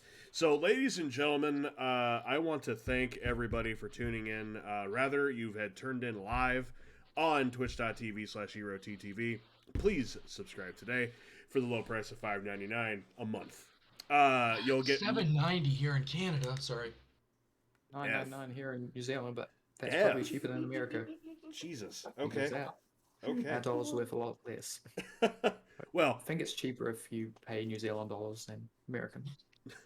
well, Trying to get a cheap plug. Yeah, okay, sorry, yeah, I'll be myself. Jesus Christ. Well, whatever how much it is where you're at, subscribe today. I want to just give a huge shout out to my guests here, and I'm going to go ahead and throw it in the chat as well. ! FTI. Below me, we've got Enigmatic Entity, the narrator and co-founder of From the Inside Studios, alongside Matthias, also co-founder of From the Inside Studios. These two gentlemen have been a constant reminder that you just need to push for everything, and you'll get it through hard work and determination. This has been a great time. I thank you both so very much. I wanted to say one more thing, but now I don't know how to say one more thing knowing he snapped his fucking fingers. I just want to say, and I'm someone like this, and Ero's going to say, man, you message me whenever you want. The fear or like the self-doubt you can get from like messaging someone like, hey, I have this idea, but in your head you're like, they won't like that. They don't have time for that. Yeah. That's every idea of FTI. And FTI has been able to make almost everything happen in some degree. So like, jump, go, do it. what does Shia LaBeouf say? Don't let your dreams be dreams. Yesterday, you said tomorrow, so just do it. Yes. Just do it. Do it. Yeah. But okay. I just want to say, everybody watching the stream and on YouTube, that's definitely the real world title. I don't know what these two posers are talking about. That the real title's missing. It's lagging behind again. You didn't give me that. You didn't give me that thing to get them ready. Sorry. Yeah. What were you saying about real world champions? Yeah. Go get my belt. Yeah. Oh. He has a belt too. Oh, this is great. While I have the championships, I'm gonna actually get out of character and take them off. If anybody is interested in joining the lovely family disguised behind the word studio known as FTI, it is simple as just sending us an Instagram DM, a Twitter DM. Oh, he's an ass kicker. He's an ass kicker. There we go. He's an ass kicker. God. It's from the Inside Studios on Instagram, where you can also contact us if you found that belt right here, right there. If you found that belt, let us know. A lot of people have the first impression like, oh, I don't have money for a newsletter pressing. I don't have money for this. I don't have money for that. Oh, my art's not good enough for this. Oh, I don't want to show my art off in case someone says that.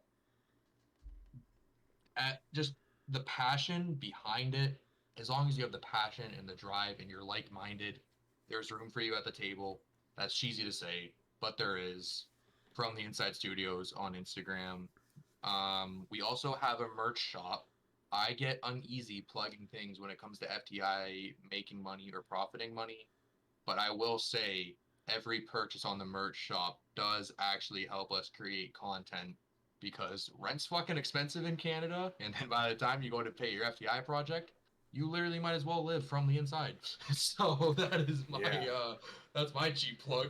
And I'll just go ahead and say as well, there's a really badass EROE t-shirt over on that shop as well. Actually, and whilst you get that epic EROE t-shirt, which you can see replicated in the FTI Persona Rumble, use code FTI EROE for up to 20% of your purchase. Yeah. But once again, Matthias, Entity, bro, I appreciate you both being on here so very much.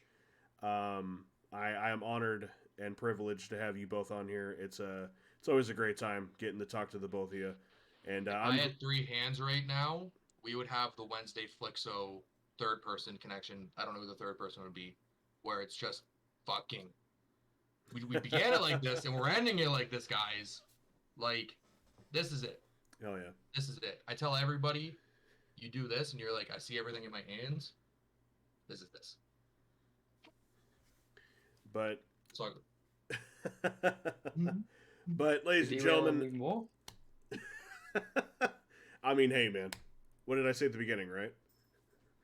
But, ladies and gentlemen, I appreciate you so much for listening, watching, being here while it's live. Just know that if you did not catch it live, you'll be able to listen to it on Spotify, Apple, and Google Podcasts, along with seeing it live on, seeing the replay of it on YouTube. I said I was tripping on my words tonight, and it's relevant. Anyway, I appreciate everybody for stopping by. My name is EROE. This has been the ECAST Episode 3, EROE welcoming you. And we will catch you in Episode 4. Eyes on my socials when that gets announced. Looking to announce it rather soon. Anyway, guys, I appreciate you. Matthias, Entity, say goodbye to the folks. Goodbye to folks. Everybody. We'll see you in Episode 4.